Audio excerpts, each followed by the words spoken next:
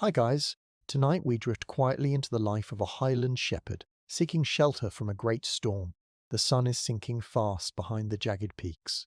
The air is turning very cold now. It feels like thin needles of ice pressing against your cheeks. The wind is coming off the high moors like a cold rushing river, finding every tiny gap in your heavy wool clothes. You can hear the dry purple heather snapping under your heavy boots as you walk. So before you get comfortable, take a moment to like the video and subscribe, but only if you genuinely enjoy what I do here, and if you want to let me know where you are listening from and what time it is where you are. I always love seeing those little snapshots of the world. Now dim the lights and let the story begin. You are standing on a steep hillside in the Scottish Highlands. The year is long ago, in a time when the world moved much slower.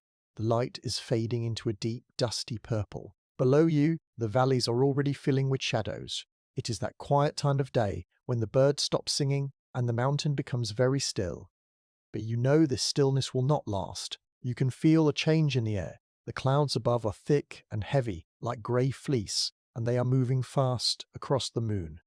A gale is coming. A gale is a very strong wind, and out here on the open hill, there is nowhere to hide from it. You take a step forward. Your boots are heavy and made of thick leather. They are wet from the boggy ground. Every step you take makes a soft, squelching sound in the mud.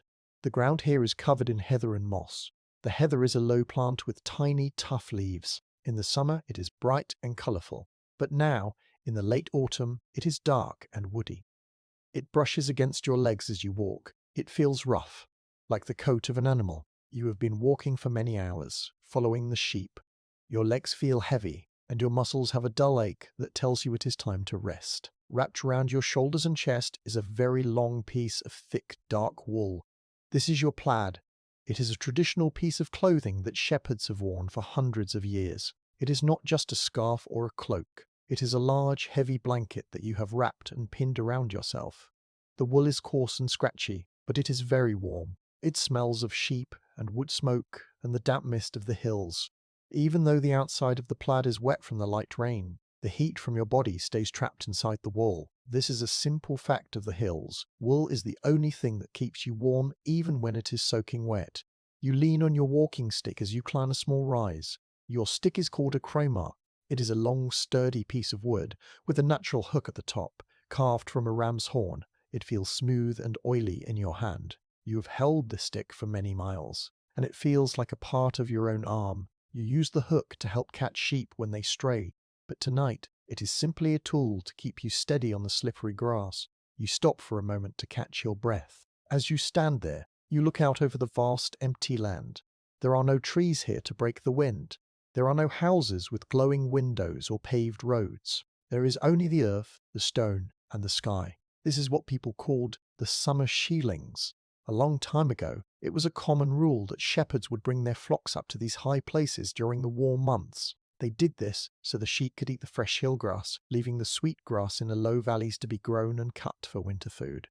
It was a lonely life, but a peaceful one. You feel a deep sense of quiet as you look at the dark shapes of the mountains. They look like giant sleeping beasts under the stars. The wind picks up again. It whistles through the gaps in your woolen hat. You pull the hat lower over your ears. The sound of the wind is changing. It is no longer a soft sigh. It is becoming a low growl. You can hear it rushing through the crags and rocks high above you. A few drops of rain hit your face. They are cold and hard, like tiny pebbles. You know you cannot stay out on the open hill tonight. If the storm catches you here, the cold will seep into your bones and take your strength away. You must find the bothy. A bothy is a very small, simple hut made of stone. It is a place of safety for people working on the mountains. It is not a house with soft beds or rugs. It is a rugged shelter, built by hand from the very rocks that fall from the cliffs. You know there is one nearby, tucked into a fold of the hill where the wind cannot hit it quite so hard. You scan the grey landscape, looking for a shape that is too straight to be a natural rock. The light is almost gone now. Everything is a shade of blue and black. You walk carefully, feeling the ground with your chromac before you put your weight down. You do not want to step into a peat bog. A peat bog is a patch of soft black mud that can be very deep. It looks like solid ground, but it can swallow a boot or a leg in a second. You stay on higher ground where the grey stones poke through the grass. The stones are slick with moisture, and you have to move slowly. Your two sheepdogs are walking close to your heels. You can hear their soft panting and the clicking of their claws on the stones. They are tired too. Their long fur is matted with burrs and wet seeds from the heather. Every now and then, one of them leans against your leg, looking for a bit of comfort. You reach down and pat a wet head.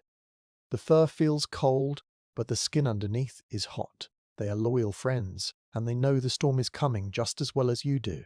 They keep their heads low, sniffing the air for the scent of the stone hut. You think about the many nights you have spent out here. There is a strange kind of peace in being the only person for miles. While the rest of the world is tucked away in their beds in the towns and villages, you are part of the night shift of the earth. You see the stars when they are at their brightest. You hear the sounds of the mountain that no one else ever hears. You hear the deep thrum of the wind in the valleys and the sharp crack of a stone breaking loose in the frost. It is a hard life, but it is an honest one. You take another 10 steps, and then you see it. It is a low, dark shape against the side of the mountain. At first it looks like just another pile of boulders. But as you get closer, you see the straight line of the roof and the small, dark square of a window. It is the bothy. A wave of relief washes over you. Your tired legs suddenly feel a little lighter. You know that inside those thick stone walls there is dryness and a place to build a fire. The bothy sits in a small hollow. A tiny stream runs past the front door, the water white and frothy as it tumbles over the rocks. You can hear the splashing of the water over the rising wind. The smell of the air here is different. It smells of wet earth and ancient stone. There is no smoke coming from the chimney yet, because no one has been here for days. It is cold and dark, waiting for you to bring it to life. You reach the door.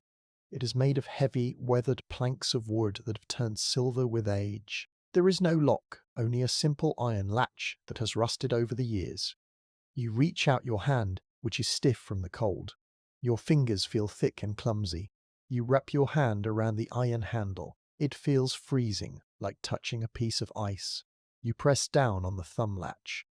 It makes a loud clack that echoes against the stone walls. You push the door. It is heavy and resists at first, dragging against the uneven stone floor. You push harder, using your shoulder. With a low groan of wood on stone, the door swings open. A puff of stale, dry air hits your face.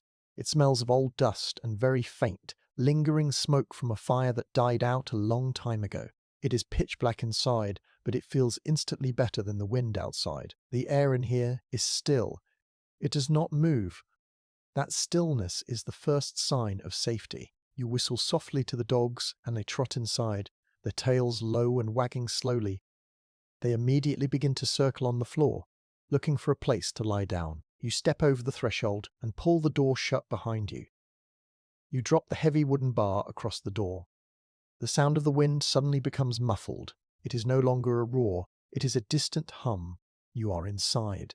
You are safe from the gale. You stand there in the dark for a long minute, letting your eyes adjust. You can hear your own heartbeat and the heavy breathing of the dogs. Your wet clothes feel heavy, and you are shivering now that you have stopped moving. But you know exactly what to do. You have done this 100 times before. You know where the hearth is, and you know where the dry peat is kept. You take a deep breath of the dusty air. This little stone box will be your world for the next few hours. The silence in the bothy is deep. It is a heavy kind of silence that you only find in buildings made of thick stone. It feels as if the walls are holding their breath, waiting for you to start your night. You feel a sense of gratitude for the people who built this place. They carried these heavy stones up the mountain one by one. They fitted them together without any cement, just balancing them perfectly so the weight of the roof would hold everything in place. It is a clever way of building that has lasted for hundreds of years. You reach into your pocket and feel for your flint and steel. You need to make a light. You need to see your surroundings. You move slowly through the dark, your boots scraping on the dirt floor, feeling your way toward the center of the room where the fireplace sits. Every movement is slow and deliberate. There is no rush now. The mountain can scream all at once outside. You have found your sanctuary. You stand just inside the heavy wooden door, the thick bar now dropped into its slot. The room is very dark, but as your eyes start to get used to the gloom, you look back at where you just came from. You think about the shape of this little building as you saw it from the hillside. It is a humble place, but to a man out in a storm, it is better than a palace. Finding this small stone bothy in the middle of a dark moor is like finding a hidden treasure. You remember how it looked as you walked toward it. It did not stand out or look bright. In fact, it was very hard to see. The walls are made of the same grey stones that lie all over the mountain. From a distance, the hut looks just like a big pile of rocks or a natural bump in the earth. This was done on purpose. The people who built these huts wanted them to stay safe from the wind, so they tucked them into the folds of the land. The bothy is a small, low building. It does not stand tall against the sky. If it were tall, the wind would catch the roof and blow it away. Instead, it crouches low to the ground, as if it is trying to hide from the clouds. The walls are very thick, maybe 2 or 3 feet wide. You can see the edges of the window where the stone is deep. These walls are what we call dry stone walls. This means the builders did not use any mud, lime, or cement to hold the rocks together. Instead, they spent a long time finding exactly the right shape of stone to fit into the next one. It is like a giant heavy puzzle made of mountain rock. The weight of the stones pressing down on each other is what keeps the wall strong. Even though the wind is screaming outside, these walls do not move an inch. They have stood here for 100 years, and they will likely stand for 100 more. You reach out and touch the wall next to the door. The stone feels cold and a bit rough. In some places, there is soft green moss growing in the cracks between the rocks. It feels like damp velvet under your fingers. You can feel the tiny bits of grit and sand on the surface of the stone. Even though the walls are dry, the air inside feels a bit heavy with the smell of the earth. Here is a simple fact about these places. The word bothy comes from an old word, balthan, which just means a small hut or a tent. Long ago, these were just temporary places for people to stay while they looked after their cows or sheep in the high grass. They were never meant to be fancy. They were meant to keep a person alive and dry. You move your hand along the wall until you find a small ledge. This is where a shepherd might leave a few small things for the next person who visits. Your fingers brush against something cold and metal. You pick it up and hold it close to your eyes in the dim light. It is a small tool called a lucet. It is shaped like a small wooden fork with 2 prongs. Shepherds use a lucet to braid thick, strong cords out of wool. It is a very old tool, used for centuries to make drawstrings for bags or ties for their clothes. You feel the smooth wood of the handle, worn down by many hands over many years. You put it back carefully on the ledge. It is a small piece of history, left behind by someone who sat in this very spot, perhaps listening to a storm just like this one. You take a moment to just stand still. The dogs have finally stopped moving. One of them, the older one with the white patch on his eye, lets out a long, deep sigh. He drops his heavy body onto the dirt floor with a soft thud. The sound of his breathing is slow and steady. In this moment of silence, you hear the mountain speaking. You hear the way the wind hits the corner of the building. It makes a low whistling note, like someone blowing across the top of a glass bottle. You hear the tiny tink-tink sound of sand hitting the window glass. It is a very lonely sound, but because you are inside, it feels peaceful. You are not out there in the cold anymore. You are a guest of the mountain, tucked away in its stone pocket. The bothy only has 1 room. It is not big. If you took 5 long steps, you would reach the other side. The floor is made of packed dirt and flat stones. Over the years, the feet of many shepherds and their dogs have pressed the earth down until it is as hard as a pavement. In the corner, you see a stack of dark rectangular blocks. This is the peat. Peat is a kind of fuel made from old, dried-up bog plants. It takes a long time to form in the ground, thousands of years in fact. People dig it out of the earth in the summer, cut it into blocks, and let it dry in the sun. When it is dry, it burns slowly and gives off a very warm, steady heat. It also has a smell that you never forget. It smells like the deep earth and old campfire smoke. It is the smell of the Highlands. You look up at the roof. It is made of big, flat pieces of slate. These are heavy stones that have been split into thin sheets. They are layered over each other like the scales of a fish. Above the slates, there are thick wooden beams made of pine. The wood is dark and stained from the smoke of many fires. There is no ceiling, so you can see all the way up to the bottom of the slates. In the very center of the roof, there is a small hole. This is the lum, or the chimney hole. It is not a fancy brick chimney like you would see in a town. It is just a gap to let the smoke out. You know that when you light your fire, you will have to be careful. If the wind blows the wrong way, the smoke will fill the room instead of going out the hole. But that is part of the life of a shepherd. You learn to live with a bit of smoke if it means staying warm. You think about how the bothy was built. Usually a group of men would work together to build one. They would use horses to drag the largest stones from the nearby stream. They would build the walls first, making them very wide at the bottom and a bit thinner at the top. This makes the building very stable. They did not use levels or fancy tools. They used their eyes and their hands. They knew the shape of the mountain, and they knew how to make a building that would not fall down when the big winter snows came. You feel a deep respect for those men. They lived a hard life, but they knew how to take care of themselves. They built this place so that someone like you, many years later, would have a place to sleep. You can feel the cold creeping in from under the door. The air in the bothy is still, but it is very chilly. You can see your breath coming out in little white puffs of steam. It looks like tiny ghosts dancing in the dark. Your wet clothes are starting to feel very heavy and cold against your skin. You know you need to get the fire going soon, but for now, you just enjoy the feeling of being out of the rain. The rain is still lashing against the roof, making a sound like thousands of tiny hammers. Every few seconds, a bigger gust of wind hits the walls, and you can hear the stones groan just a little bit. It is a powerful storm, the kind that can change the shape of the hillside by moving rocks and trees. You walk over to the small window. It is only about a foot wide. The glass is thick and wavy, and it is covered in streaks of rain.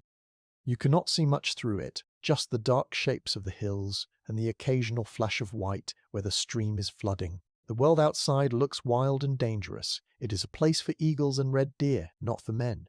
But inside this little grey hut, the world is small and simple. You have your dogs, you have your stone walls, and you have your stack of peat. You don't need anything else. You reach into your bag and pull out a small piece of tallow. Tallow is rendered animal fat, and shepherds often used it to make simple candles or to grease their boots. This piece is wrapped in a bit of scrap cloth. It feels waxy and a bit greasy in your hand. You will use this to help your fire start. Everything in your life is made from things you can find or grow. The wool on your back came from your sheep. The peat in the corner came from the ground. The tallow came from the animals. It is a life that is tied very closely to the land. You do not waste anything.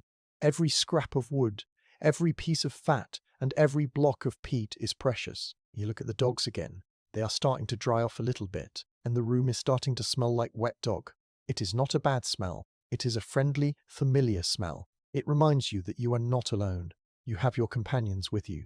You take off your heavy wet hat and shake it out. A few drops of water fly off and hit the stone wall. You run your hand through your hair, which is damp and messy. You feel a bit tired, but it is a good kind of tired. It is the feeling of a job well done. You have brought your sheep to a safe place, and you have found your own shelter. Now it is time to turn this cold stone box into a home for the night. You look at the dark hearth, waiting for the first spark. You reach out your hand and place your palm flat against the wall of the bothy. The stone is very cold, but it is a solid, honest kind of cold. It is the cold of the mountain itself. You move your fingers slowly over the surface. The rocks are not smooth like the bricks you might see in a town. They are rough and uneven. Some are sharp at the edges, and some have been worn down by years of rain and wind until they feel almost like glass. This wall is very thick. If you were to stretch out your arm, the wall would be as wide as the distance from your fingertips to your elbow. This thickness is your best friend tonight. It is what stands between you and the wild gale that is trying to get inside. As you run your hand along the wall, you feel the small gaps between the stones. This is a dry stone wall, which means there is no mud or mortar to glue the rocks together. You might think that would make the wall weak, but it is actually very clever. Because there is no mud, the wall can breathe. When the wind blows hard, tiny amounts of air can pass through the small cracks. This stops the wind from pushing the whole wall over. It also lets any water that gets inside the wall drain out at the bottom. The men who built this were called dikers or wallers. They were very skilled at their jobs. They knew that a wall with a little bit of give would last much longer than a wall that was stiff and brittle. This is a simple historical fact. Dry stone walls can last for hundreds of years because they can move very slightly with the freezing and thawing of the earth without cracking. You lean your shoulder against the stones. You can feel the weight of the building. It feels like the mountain is hugging you. You think about how each of these stones was found nearby. The builders didn't bring them from far away. They walked out onto the hillside and looked for rocks that had fallen from the crags. They looked for hearting stones. These are the small, jagged bits of rubble that are stuffed into the middle of the wall to fill up the big holes. You can feel some of those little pebbles when you poke your finger into a gap. They feel loose, but they are held tight by the heavy rocks above them. It is a very simple and very strong way to build. Your hand finds a patch of lichen on the stone.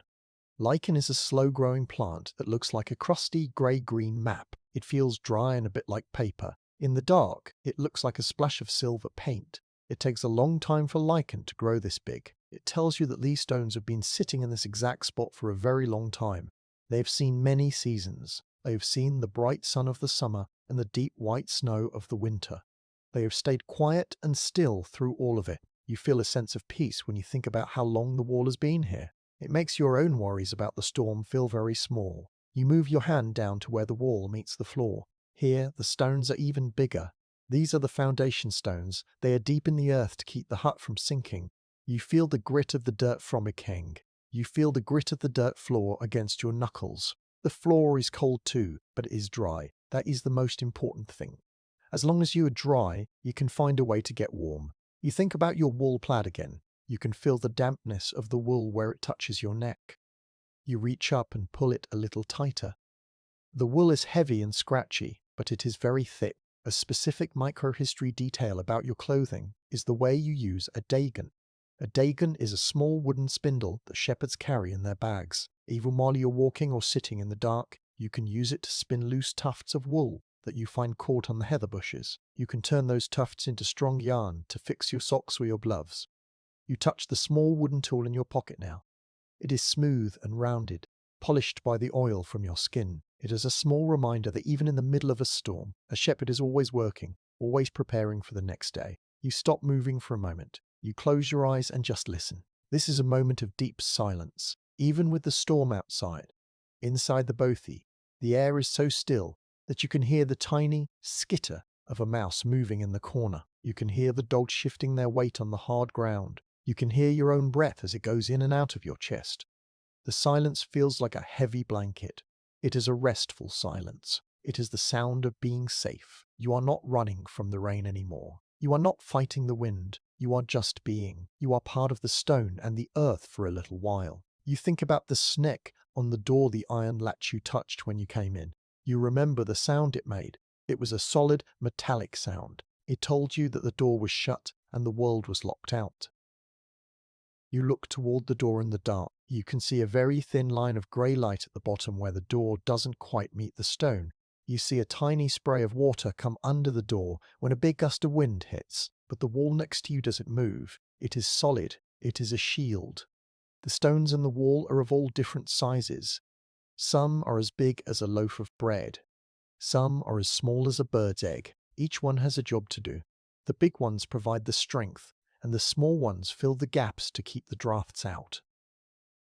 A draft is a small stream of cold air that blows through a room. Even with the thick walls, you can feel the tiny bit of air moving near the cracks. It isn't enough to make you cold, but it keeps the air in the bothy fresh. If the bothy were airtight, the smoke from your fire would have nowhere to go. The walls and the roof work together to keep you safe while letting the building breathe. You run your hand higher up the wall, as high as you can reach. You feel the place where the stone starts to curve in a little bit to meet the roof. This is called the wall head. In some places, the shepherds would tuck small things into the gaps at the top of the wall. You feel around with your fingers. You find a small, flat stone that feels loose. You move it aside and find a tiny hollow. Inside, there is a stub of an old candle made of beeswax. It is very short and yellowed with age. Someone left it here for a person in need. It is a small act of kindness from one stranger to another. You don't need it yet, as you have your tallow and your peat, but it makes you feel good to know it is there. It is a sign that you are part of a long line of people who have looked after each other in these hills. The texture of the stone is very interesting to your touch. In the dark, your sense of touch becomes much sharper. You can feel the tiny crystals in the rock. Some of it is granite, which is very hard and sparkly. Some of it is schist, which feels a bit more flaky and layered. You can feel the grain of the rock, just like you can feel the grain of a piece of wood. It is amazing to think that these rocks were formed deep inside the earth millions of years ago.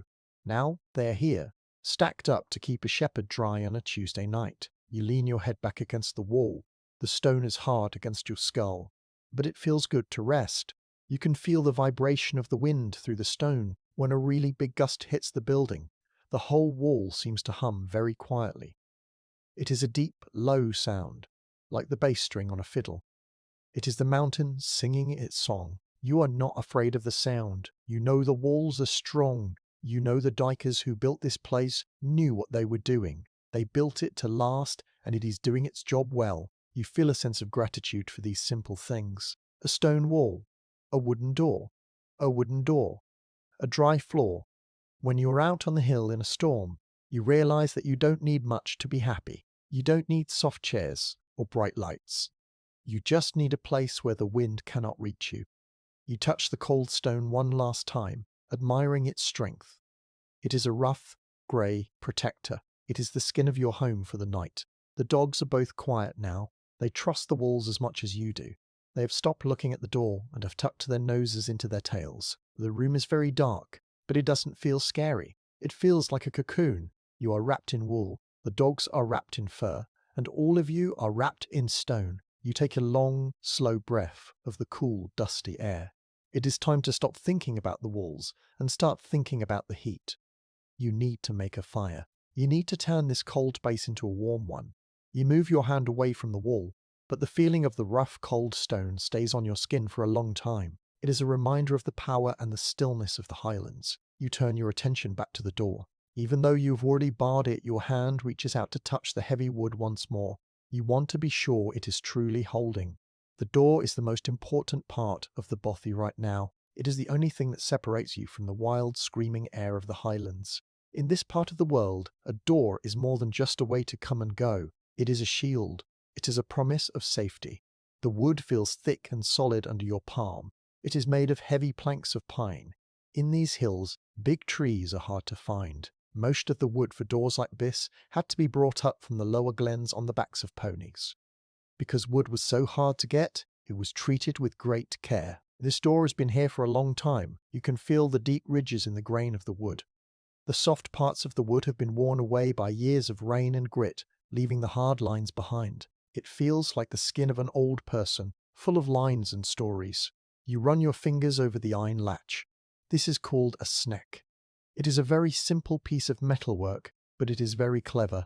There is a flat bar on the inside that drops into a metal notch on the wall. On the outside, there is a small lever for your thumb. When you press the lever, it lifts the bar so you can open the door. It is a heavy, honest piece of iron.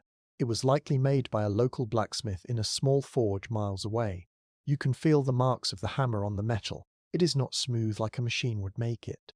It has bumps and flat spots where the smith hit the glowing red iron to shape it. Here is a simple historical fact. Back in those days, the blacksmith was one of the most important people in the community. He made the tools that let people survive. He made the shoes for the horses, the hooks for the pots, and the latches for the doors. Without his fire and his hammer, life in the hills would have been almost impossible. You feel the strength of that iron now. It is cold, but it is steady. As long as that sneck stays down, the wind cannot blow the door open. You remember the feeling of pulling the handle just a few minutes ago.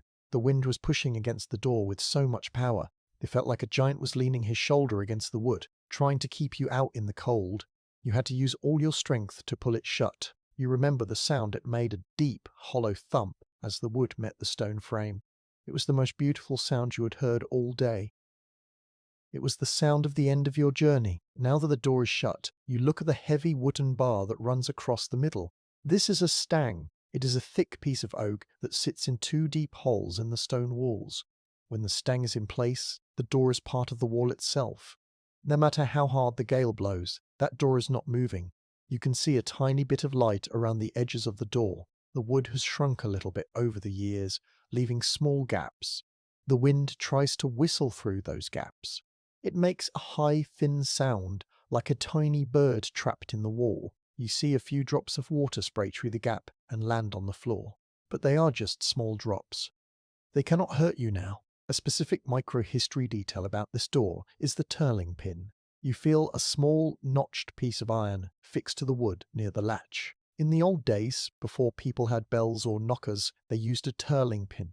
You would take a small metal ring and slide it up and down the notches to make a loud rattling noise. It was a way to let the person inside know you were there. You touch the pin now. It is rusty and quiet. No one will be turning at your door tonight. You are the only soul for miles. You stand by the door for a moment and just listen. This is a moment of deep reflection. You hear the rain hitting the wood. It sounds different than the rain hitting the stone. On the stone, the rain makes a sharp tick sound. On the wood, it is a soft drumming tap-tap, itap. It is a very relaxing sound. It reminds you of the rhythm of the hills. You think about all the other shepherds who have stood exactly where you are standing. They would have felt the same relief. They would have touched the same cold iron. They would have watched the same tiny sprays of water come through the gaps. It makes you feel like you are not alone. You are part of a long line of watchers who have kept the night shift in this little stone room. The air near the door is much colder than the air in the middle of the room. You can feel the chill creeping around your ankles. You look down at your boots.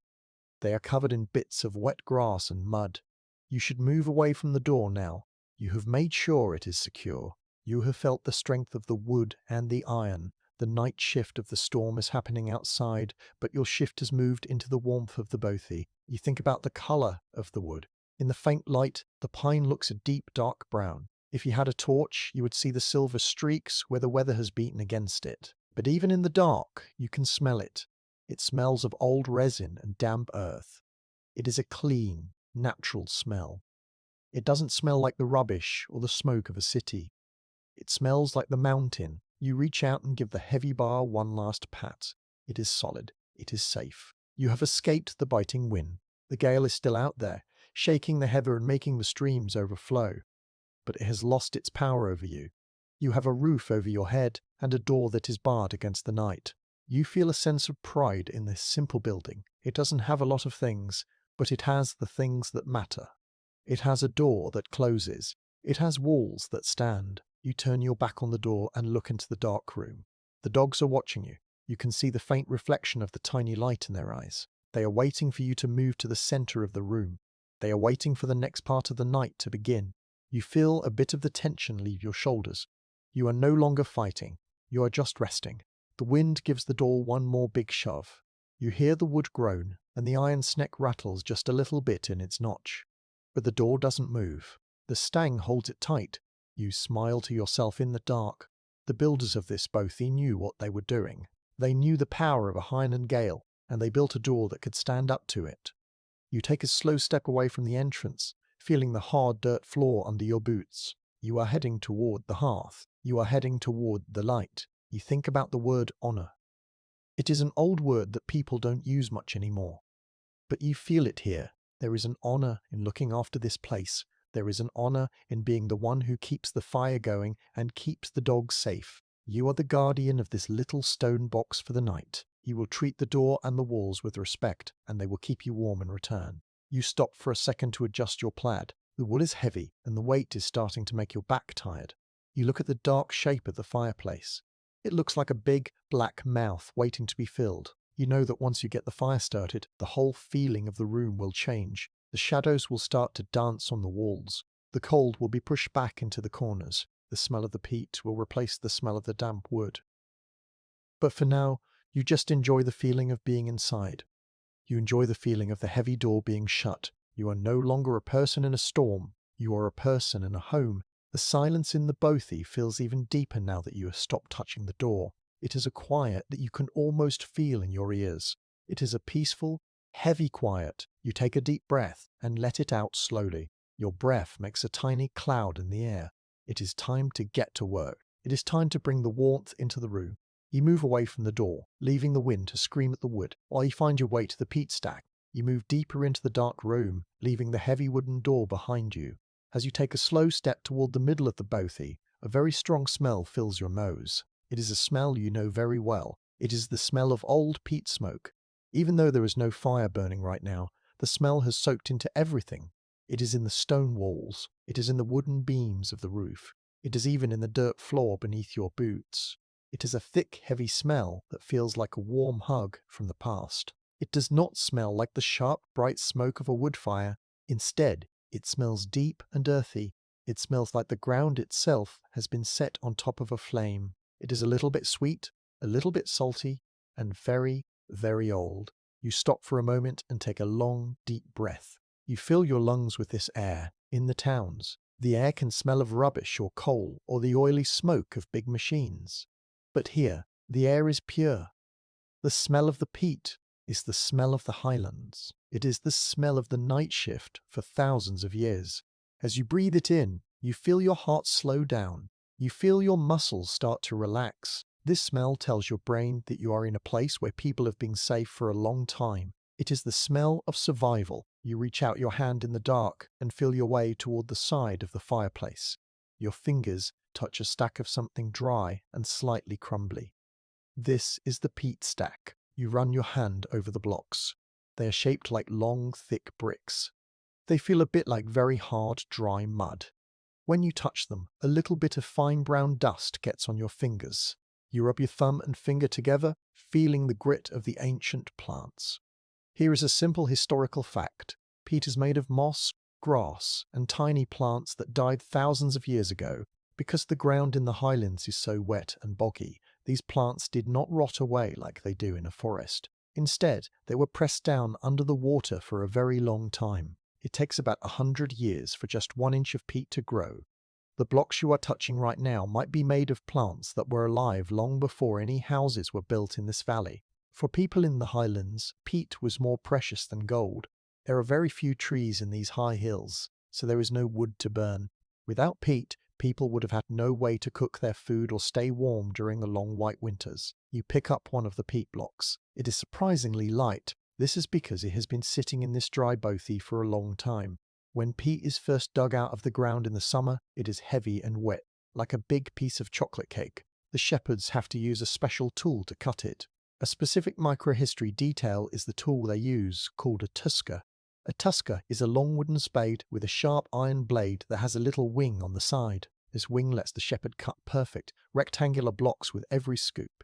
After the blocks are cut, they are piled up in little towers on the moor to let the wind and the sun dry them out. Only when they are clink dry, so dry they make a clicking sound when you hit them together, are they ready to be burned. You hold the peat block up to your nose and smell it closely. It has a scent of dried heather and old rain. It is a very comforting smell. You think about the night shift of the families who spent their whole summer out on the moors just to cut and dry this fuel. They would work from the first light of the sun until the stars came out. Bending over the wet ground with their tuskers, they did this hard work so that on a night like tonight, a person like you could find a dry block and make a fire. It is a gift from the summer to the winter. The room is very quiet now. You stand perfectly still holding the peat block. This is a moment of deep silence. You can hear the wind outside, but in here, the only sound is the very faint crackle of the dry peat dust falling from your hand onto the floor. You feel a deep sense of peace. You are standing in the dark, surrounded by the smell of the earth. You are not thinking about the time or the things you have to do tomorrow. You are just being present in this small stone room. The silence feels heavy and soft, like a layer of wool. It is a silence that lets you think clearly. You realize how lucky you are to have this shelter and this fuel. You look toward the hearth, the place where the fire lives. In the dark, it looks like a deep square hole in the wall. You can smell the old ash that is still sitting there. Old ash has a grey, dusty smell that is different from the fresh smoke. It reminds you that many fires have burned here before yours. You think about the honour of adding your own fire to that history. Every shepherd who stayed here left a little bit of themselves in this room. They left the smell of their smoke and the dust of their boots. Now it is your turn to keep the watch. The dogs have followed the smell too. You hear them sniffing around the peat stack. They know that the smell of peat means warmth is coming soon. One of them lets out a little whimper of excitement. You reach down and pat the dog's side. The fur is still damp, but the dog is shivering less now. The smell of the old smoke seems to act like a blanket for them too. It makes them feel like they are home, even though they are high up on a lonely mountain. You think about the colour of the smoke that will soon fill the room. Peat smoke is not black or grey like coal smoke. It is a beautiful pale blue. It drifts through the air like thin silk. It hangs in the rafters and moves slowly, as if it is not in any hurry to leave. In the old days, people said that the smell of peat smoke could cure a cough or make a person feel strong again. Whether that is true or not, you know that the smell makes you feel safe. It is a friendly smell. It is the smell of a home that has no locks on the doors. You feel the texture of the stone wall near the peat stack. It feels a bit oily. This is because the smoke from hundreds of years of fires has left a thin layer of soot or resin on the stones. This layer actually helps to keep the walls dry.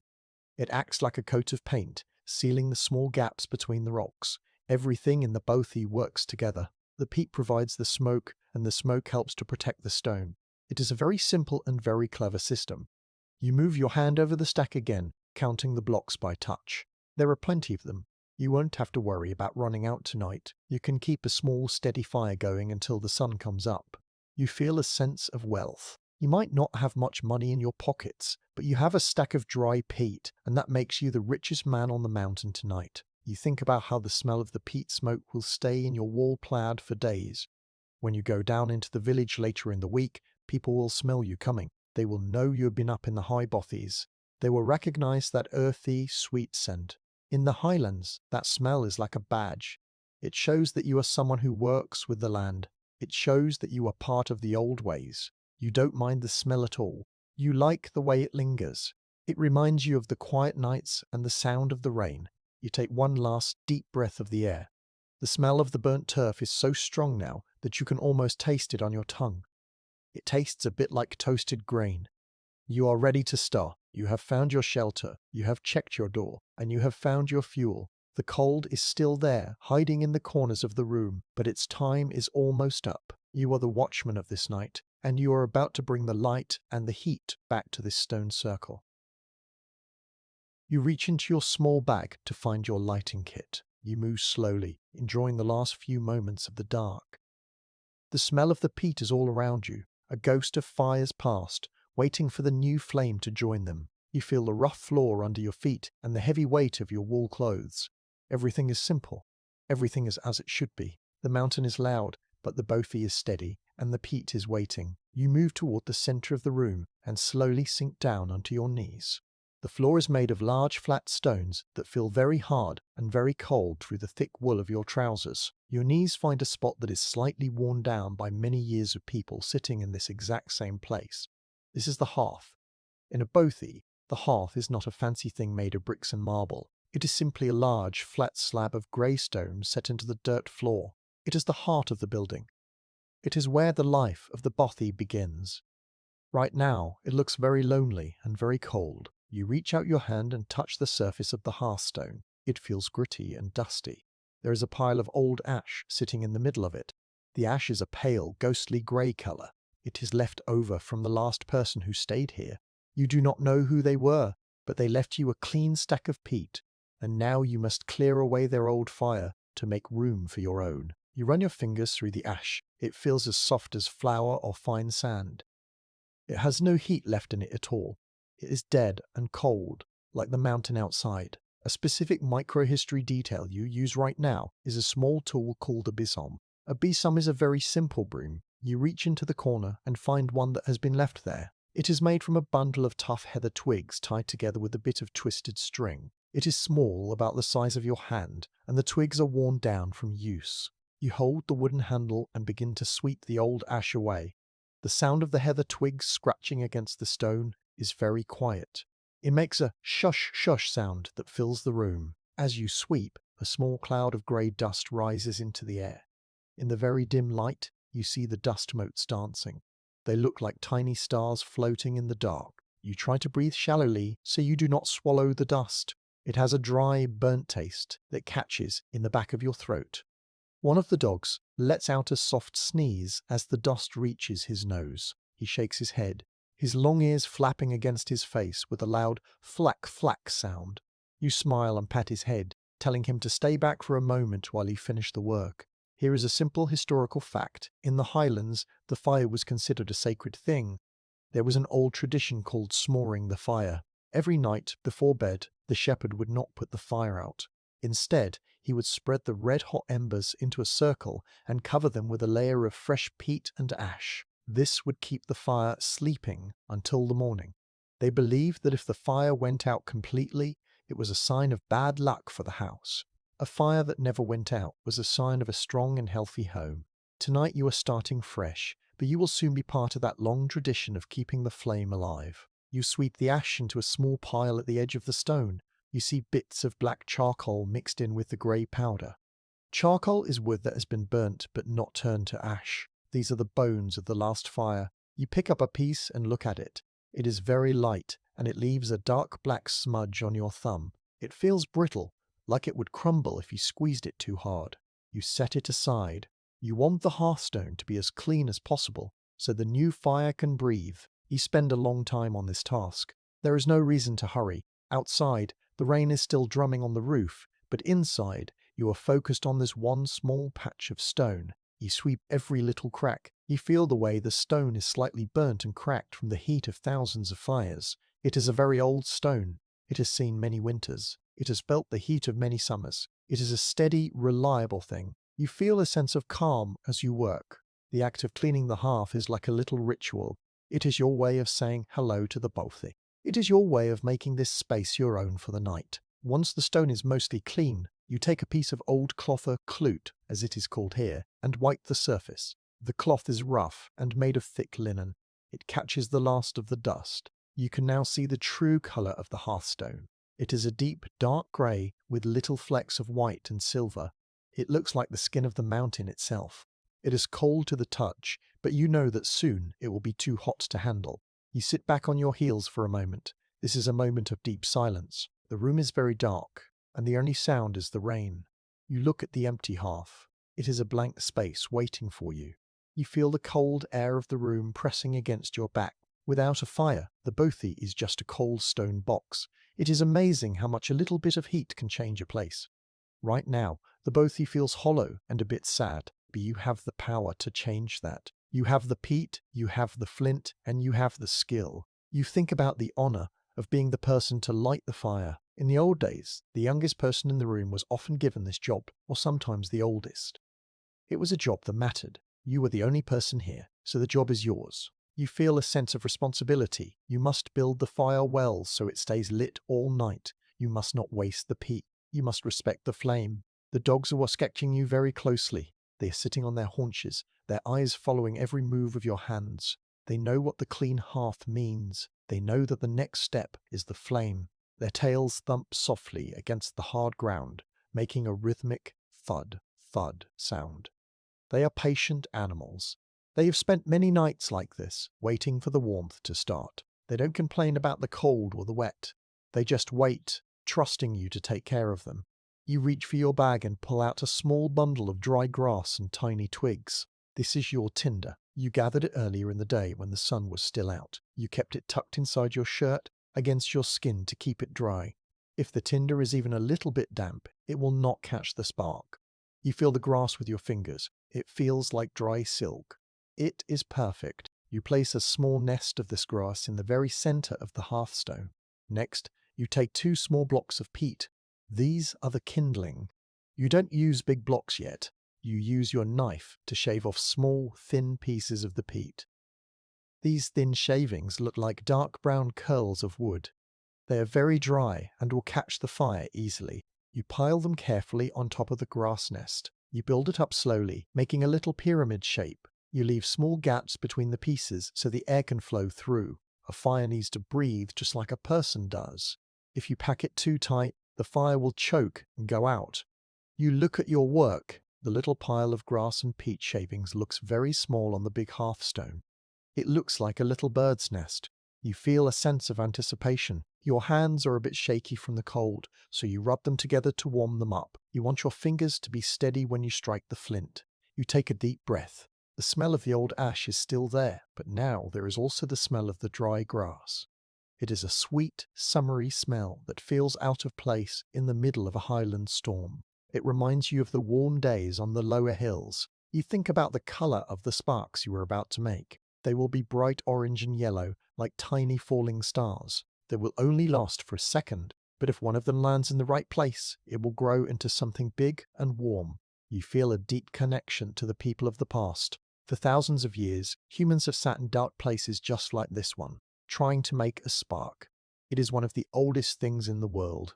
The wind outside gives a sudden, loud howl. It rattles the slates on the roof and pushes against the door. A tiny bit of water drips from the ceiling and lands on the stone near your hand. Drip. You move the tinder nest a few inches to the side to keep it away from the water. You cannot afford to let your fire get wet. You look up at the dark hole in the roof, the lum. You hope the wind is blowing the right way to draw the smoke up. If the wind pushes the smoke down, the room will become very hard to stay in. But that is a problem for later. For now, the only thing that matters is the spark. You reach into your pocket and pull out your steel and your piece of flint. The steel is a curved piece of metal that fits over your knuckles. The flint is a hard, sharp piece of grey stone. You have used these many times, and they feel familiar in your hands. You hold the flint in one hand and the steel in the other. You are ready. The hearth is clean. The tinder is dry. The dogs are waiting. The mountain is watching. You take one more look at the dark, cold room and prepare to bring the light. You are kneeling on the hard, cold stone of the hearth. Your knees feel the bite of the rock, but you do not mind. All your focus is on the small pile of dry grass and peat shavings in front of you. The room is so dark that you can only see the faint shapes of your own hands. You reach into your small leather pouch, which feels soft and oily. Inside, you find two objects that are more valuable than gold on a night like this. You pull them out and hold them up to your eyes. In your left hand, you hold a piece of flint. This is a very hard grey stone. It feels cold and smooth, like a piece of frozen water. When you run your thumb along the edge, it feels as sharp as a glass bottle. In the Highlands, finding a good piece of flint is special. It is a stone that was formed millions of years ago, and it has a secret hidden inside it. In your right hand, you hold the steel. This is a curved piece of metal, shaped like a small seep, so it fits perfectly over your 4 fingers. It was made by a blacksmith, hammered out while the metal was glowing red. It feels heavy and strong. You take a small piece of charcloth from your tin. A charcloth is a specific piece of history you carry in your pocket. It is a small square of linen fabric that has been burnt inside a metal tin with no air. This turns the cloth black and very brittle. Because it is already halfway to being ash, it is the only thing in the world that can catch a tiny cold spark and turn it into a glowing heat. You lay the black cloth carefully onto the sharp edge of the flintstone. You hold it there with your thumb. Now you are ready. You bring the steel down against the flint with a quick, sharp motion. Clink. The sound is bright and metallic. It echoes off the thick stone walls. A shower of tiny orange sparks flies from the metal. They're like very small falling stars. They only last for a split second before they vanish into the dark. You strike again. Clink, clink. You are looking for just one spark to land on the black cloth. You strike a third time, harder now. A bright spark lands right on the edge of the charcloth. For a second, nothing happens. Then, a tiny, tiny spot of red light appears. It is no bigger than a grain of sand. This is the seed of your fire. You stop striking. You hold the stone up to your face. You can see the red spot growing very slowly. It looks like a tiny red eye looking back at you in the dark. Now comes the most important part. You must be very gentle. You bring the flint and the glowing cloth close to your mouth. You take a slow, deep breath. You blow on the red spot with a very soft, steady stream of air. You do not blow hard, or you will blow the heat away. You blow as if you are whispering to a tiny bird. As you blow, the red spot gets brighter. It turns from a dull red to a glowing orange. A tiny wisp of white smoke, thin as a hair, drifts up into your nose. It smells of burnt cloth and hope. You take the glowing cloth and tuck it into the middle of your nest of dry grass. You fold the grass around the cloth, making a little ball. You hold the ball of grass in both of your hands, cupping it like a precious secret. You continue to blow. Hoo! Hoo! The smoke becomes thicker now. It changes from white to a light grey. It starts to smell like the summer hills. You can feel a tiny bit of warmth against your palms. Your hands are no longer shaking from the cold. They are steady. Suddenly, a bright yellow flash appears between your fingers. A flame! It is small at first, just a tiny lick of light, but it quickly catches the dry blades of grass. You quickly place the burning nest onto the center of the hearthstone. You watch as the yellow flames grow, eating the grass and reaching up for the thin shavings of peat you placed on top. The light from the fire hits the walls for the first time. The shadows of the stones jump and dance. The room is no longer a dark cave. It is a place of light. Here is a simple historical fact. before matches were invented in the 1800s. This was how every person in the world made fire. It was a skill that every child had to learn. If you could not make a spark, you could not eat warm food or stay safe in the winter. A shepherd without his flint and steel was a man in great danger. You feel a sense of honor as you watch the flame. You are doing what your father did and what his father did before him. You are keeping the old ways alive. You move slowly to add more fuel. You don't want to smother the baby flame. You pick up the thin curls of peat you shaved off earlier. You lay them across the grass in a crisscross pattern. This lets the air move through the fire. You hear a soft crackle as the peat catches. The smell of the room changes instantly. The smell of the old, cold smoke is pushed away by the smell of fresh, sweet peat fire. It is a rich, heavy scent that fills the corners of the bothy. You sit back on your heels and watch. This is a moment of atmospheric silence. The only sound in the whole world is the snap of the burning grass and the low hiss of the peat. You look at the fire and then at the walls. The orange light makes the grey stones look warm. You can see the texture of the rocks clearly now. You see the moss in the cracks. You see the heavy wooden beams above you. The fire is very small, but it has changed everything. It has made the bothy feel like a home. The dogs move closer. They were waiting for this. They don't need to be told. They stretch out their front legs and lay their heads down on the floor, as close to the hearth as they can get without getting singed. You see the firelight reflecting in their dark eyes. They looked very happy. Their fur starts to give off a little bit of steam as the heat reaches them. You reach out and pat the older dog. His coat is warm now. You feel the warmth yourself, starting at your face and moving down to your chest. The cold air of the room is still behind you, but the heat of the fire is like a shield in front of you. You pick up a medium-sized block of peat. It feels solid and dry. You place it carefully on top of the burning shavings. You watch as the blue and yellow flames wrap around the dark brown block.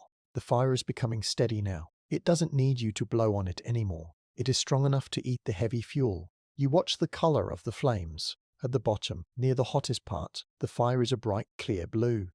Further up, it turns to a warm orange, and then to a soft yellow at the tips. The tips of the flames reach up toward the hole in the roof, sending a thin ribbon of blue smoke into the night. You think about the signs of the fire, but only in a very simple way. The fire is eating the sun. The peat is made of plants that soaked up the sunlight thousands of years ago. Now that sunlight is being let out into your room. It is a strange and beautiful thought. You're being warmed by the sun of a summer that happened long, long before you were born.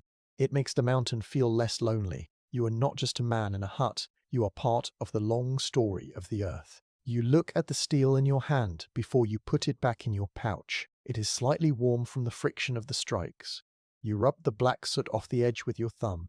You treat these tools with great care. You never let them get wet. If the steel gets rusty, it will not make good sparks. If the flint gets dull, you must chip it to find a new sharp edge. You wrap them back in their soft leather and tuck them away. They have done their job for today. The light from the fire is growing stronger. You can now see the whole room. You see your heavy bag in the corner. You see the small window with the rain streaking across it. The rain looks like liquid silver in the firelight.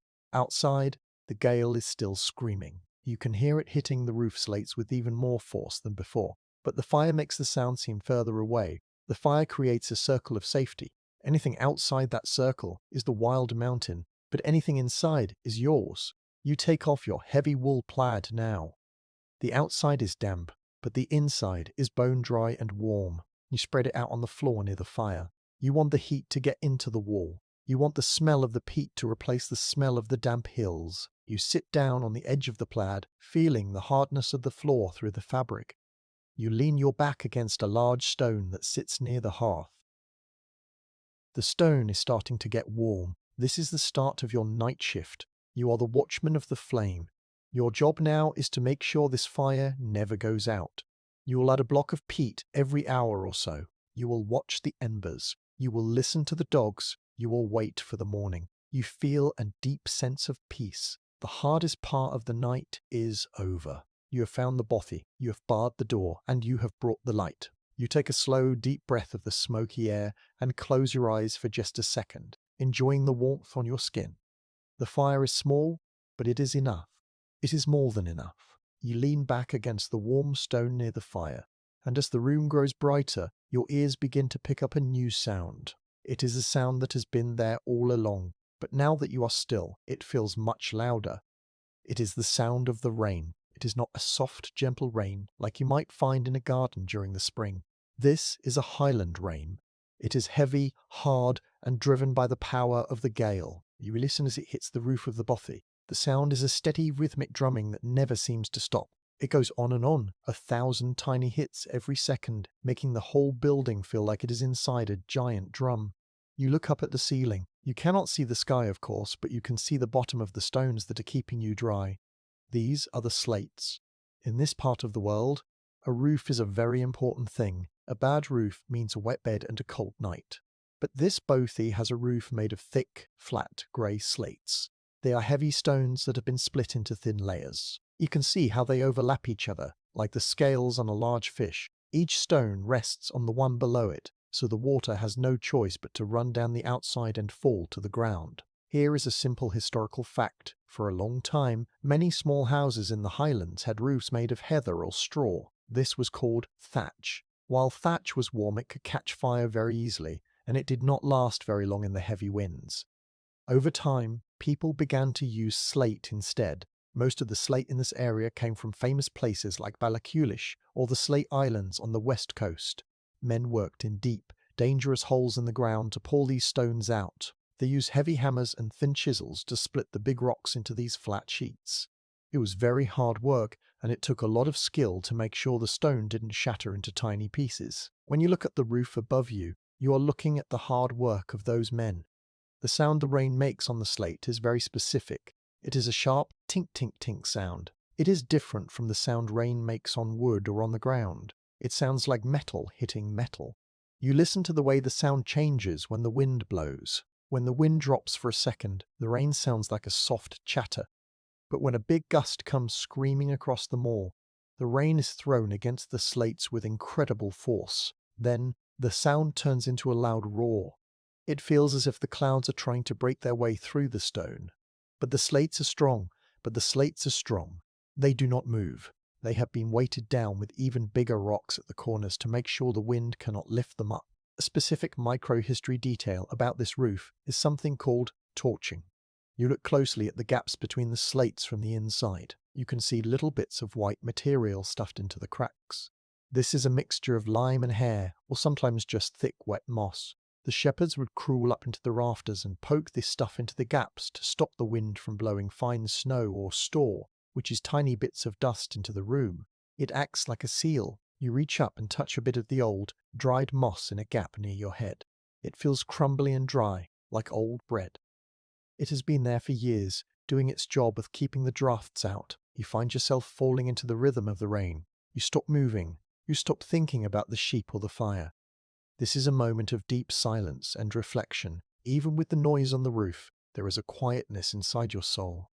You are listening to the heartbeat of the storm. The rain is the music of the mountain. You think about how many millions of raindrops are falling on the hills right now. Each one is a tiny bit of water, but together they turn the small streams into rushing rivers. You feel very small compared to the power of the weather, but you also feel very safe. You are like a little bug tucked under a leaf. The world is wet and wild, but your little corner is dry and still. You watch a single drop of water that has found a tiny way through a gap.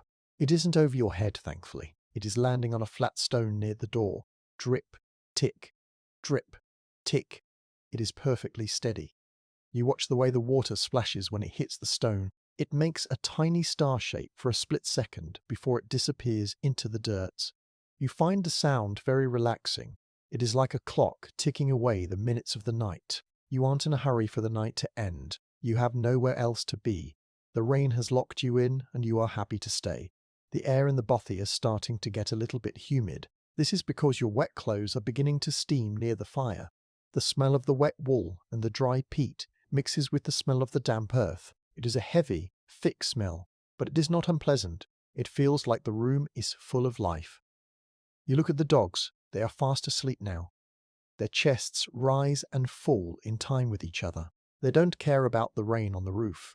They have lived their whole lives outdoors, and they know that a stone roof is a rare and wonderful thing. To them, The sound of the rain is just a lullaby. You think about the colour of the rain. Out on the hills, it looks grey and silver. It moves in big sheets, like curtains being pulled across the mountainside. But here, looking through the tiny window, the rain looks like dark lines. It is moving so fast that you can barely see the individual drops. You see the water running down the glass in little rivers. The glass is wavy and old, so the water looks like it is dancing.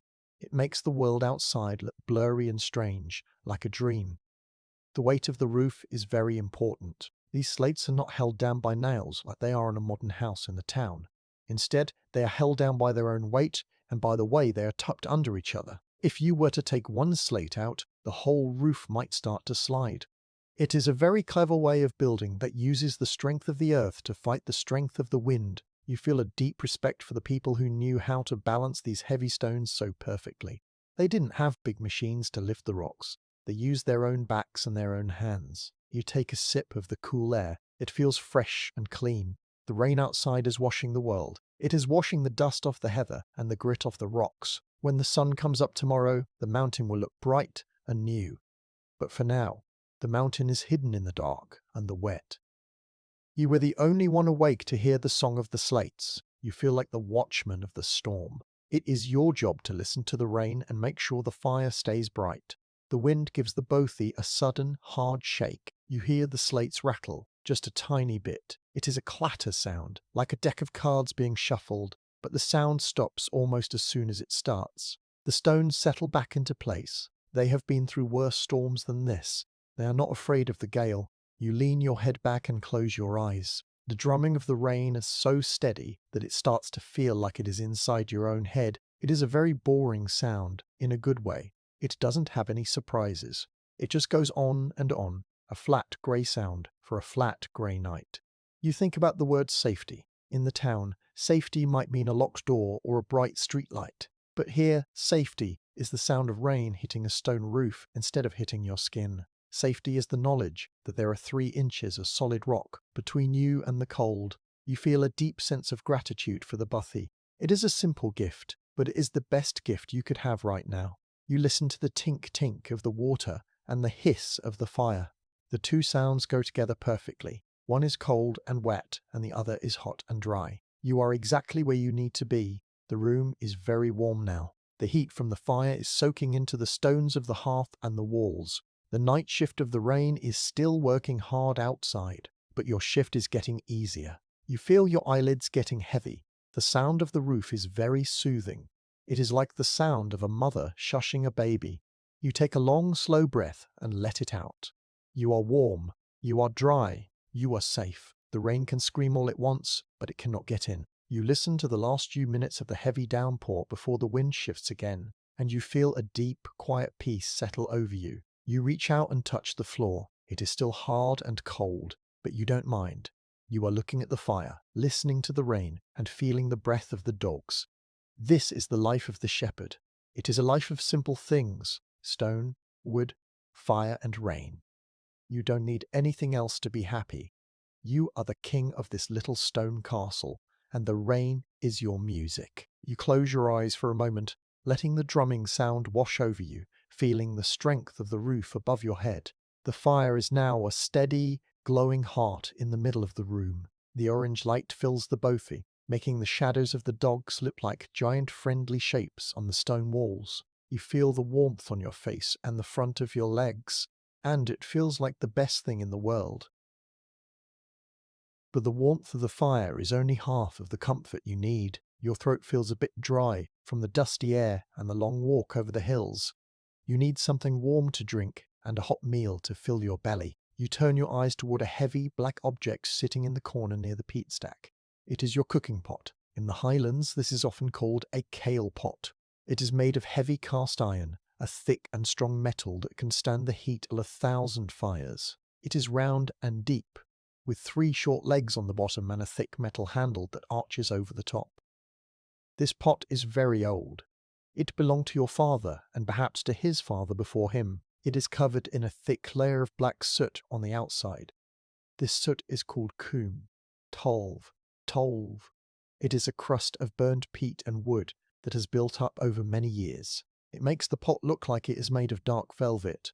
You do not scrub the coom off because it helps the pot hold the heat. You reach out and grip the handle. The iron is cold and heavy. It feels as solid as a mountain stone in your hand. You have to use both hands to lift it and bring it toward the hearth. You move slowly, making sure you don't kick any ash into your clean fire. You set the pot down on the hearthstone for a moment. Now you need water. You look at your wooden bucket sitting by the door. You filled it earlier from the cold, clear stream that runs past the bothy. The water in the bucket is still and dark, reflecting the orange glow of the fire like a little mirror. You pick up the bucket. The water sloshes softly against the wooden sides. It is a very clean sound. You pour the water into the black iron pot. Glug, glug, splash. The sound of the water hitting the metal is bright and clear. You fill the pot about halfway. You don't want it too full, or it will be too heavy to hang. You set the bucket back down and prepare to put the pot over the flames. A specific microhistory detail about this bothy is the sway, or the sway. This is a heavy iron arm that is built into the side of the fireplace. You reach out and touch it. It is a thick bar of metal that can swing in and out, like a gate. It has a long chain hanging from the end with a hook on the bottom. This hook is called a gale or a pot hook. You grab the sway and pull it toward you. It makes a low protesting creak-a-screak, as the old folks say, as the dry metal moves against the stone. You hang the handle of your black pot onto the hook. Now you slowly swing the sway back so the pot is hanging directly over the middle of the fire. You adjust the chain so the bottom of the pot is just an inch or two above the glowing peat. This is a very clever way of cooking. You don't have to balance the pot on the burning blocks, where it might tip over. The sway holds it perfectly steady. You can swing it out to check the food and swing it back in to keep it cooking. Here is a simple historical fact. For many families in the Highlands, a large cast iron pot like this was the most expensive thing they owned. It was more than just a tool for cooking. They used it to boil water for washing, to make simple medicines from hill plants, and even to dye the wool for their clothes. Because it was so strong and useful, it was often the only thing mentioned in a person's will, the paper that says who gets your things after you die. To own a good pot was to be prepared for anything. You feel a sense of honor as you look at your pot. It is a simple, honest object that does its job perfectly. You sit back on your heels and watch. This is a moment of atmospheric silence. You do not move. You do not speak. You just watch the pot. The fire is licking at the bottom of the black iron. You can see the blue flames curling around the three little lakes. For a long time, nothing happens. The water is silent. The iron is soaking up the heat, pulling the energy of the fire into itself. You listen to the hiss of a single drop of water that has spilled onto a red ember. It makes a tiny puff of steam and is gone. After a few minutes, you see the first sign of heat. A thin white mist starts to rise from the surface of the water. This is the steam. It drifts up in slow, lazy curls, catching the light of the fire. It looks like a ghost dancing over the pot. The steam moves toward the lum in the roof, joining the blue peat smoke on its way out into the night. You watch the way the steam changes. It becomes thicker and whiter. The air in the bothy starts to feel a bit damp and warm, like a summer morning after a rain. Then you hear it. It is a very low sound at first, a murr. It is the sound of the water starting to move. Deep inside the pot, tiny bubbles are forming on the bottom. They break loose and float to the top with a soft pip-pip sound. The murmur grows into a simmer. The water is starting to dance. You can see the surface of the water rippling and shaking. The heat is moving through the liquid, stirring it up. You think about how long it takes to boil water over a peat fire. It is not fast like a stove in a modern kitchen. It takes time.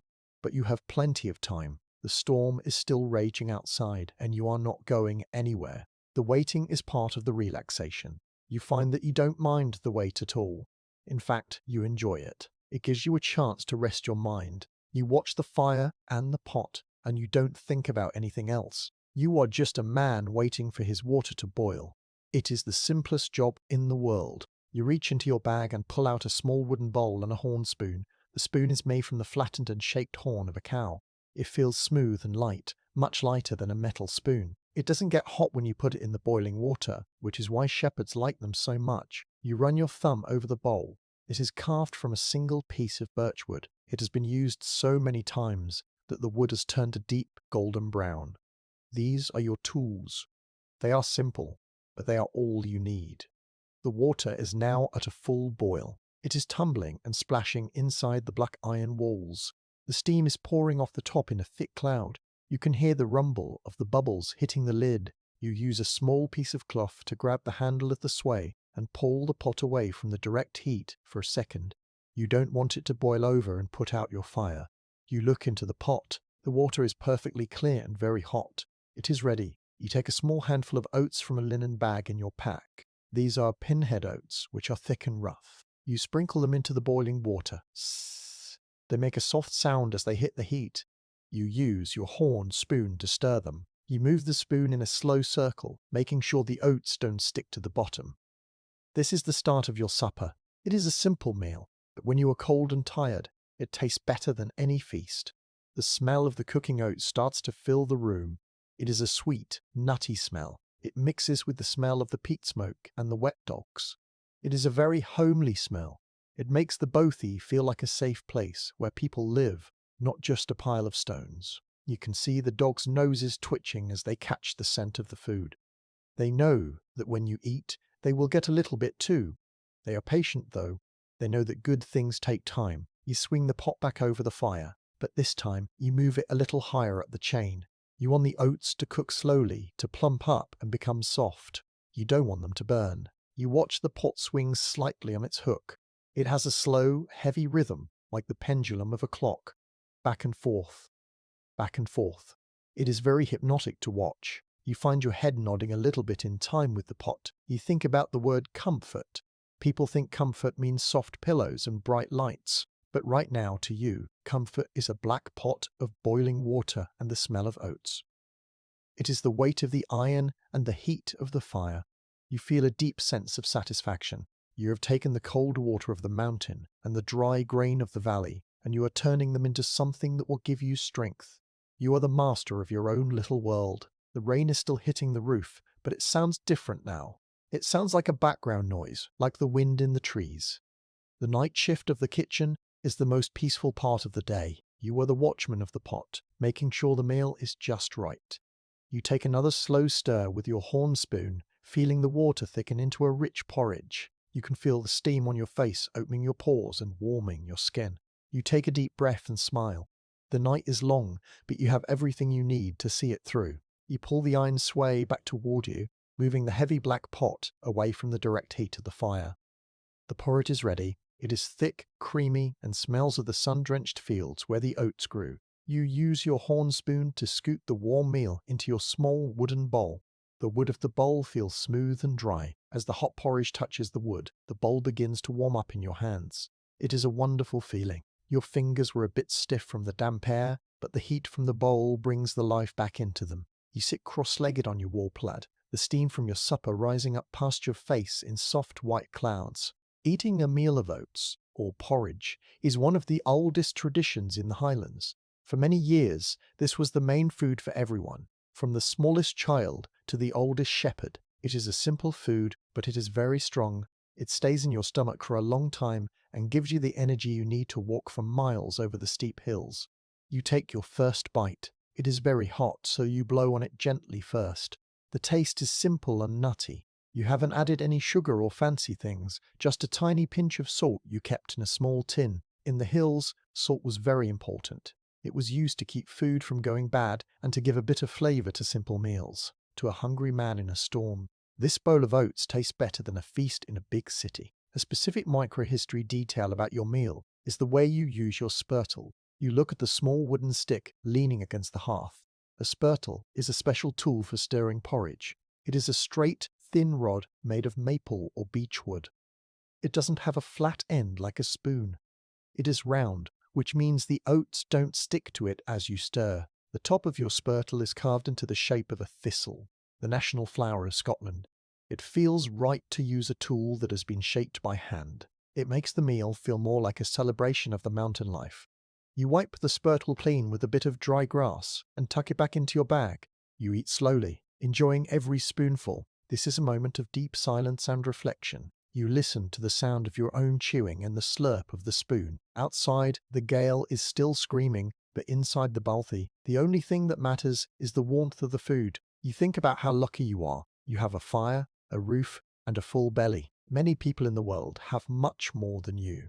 But tonight, they are not as happy as you are. You feel a sense of honor in this simple life.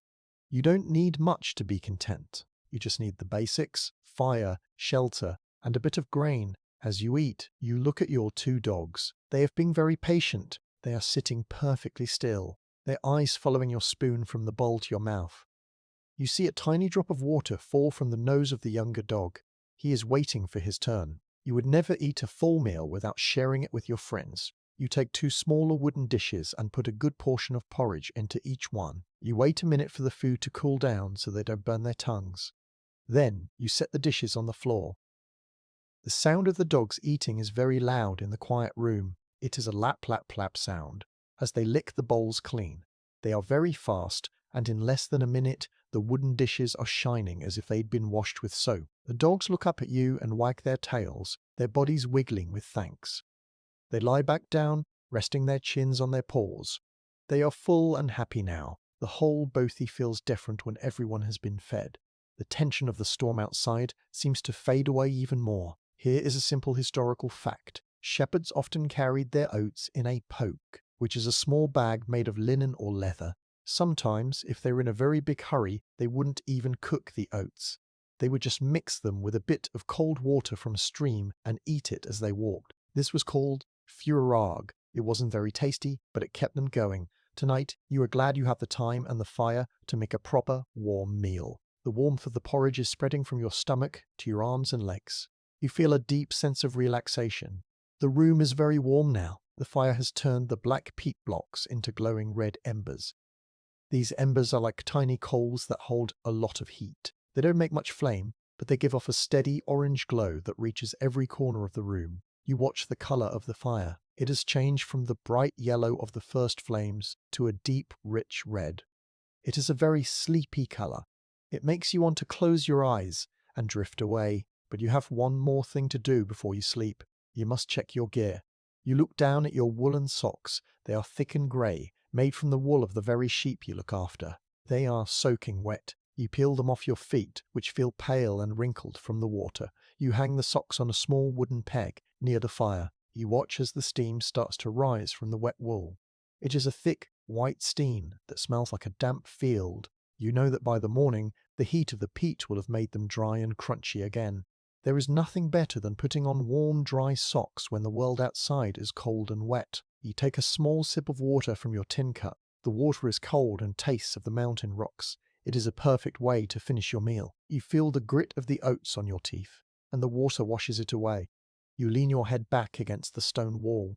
The night shift of the kitchen is over. Your belly is full and your heart is quiet. You are the watchman of this little world, and you have done your job well. The dogs are dreaming now, their legs twitching as they chase ghost sheep in their sleep. You think about the word survival.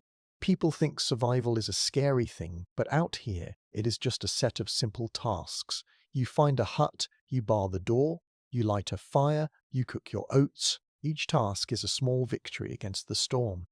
When you put them all together, they make a life. You feel a deep connection to the land and the old ways. You are part of the mountain, just like the stones and the heather. You are not fighting the weather anymore. You are living with it. The sound of the rain on the slates is still there, but it is softer now. Or perhaps you are just getting used to it. It has become a background hum, like the sound of a distant river. You watch a single spark fly up from the fire and disappear into the lum in the roof. It is a tiny bit of light going out into the big, dark night. You feel very small, but you also feel very important.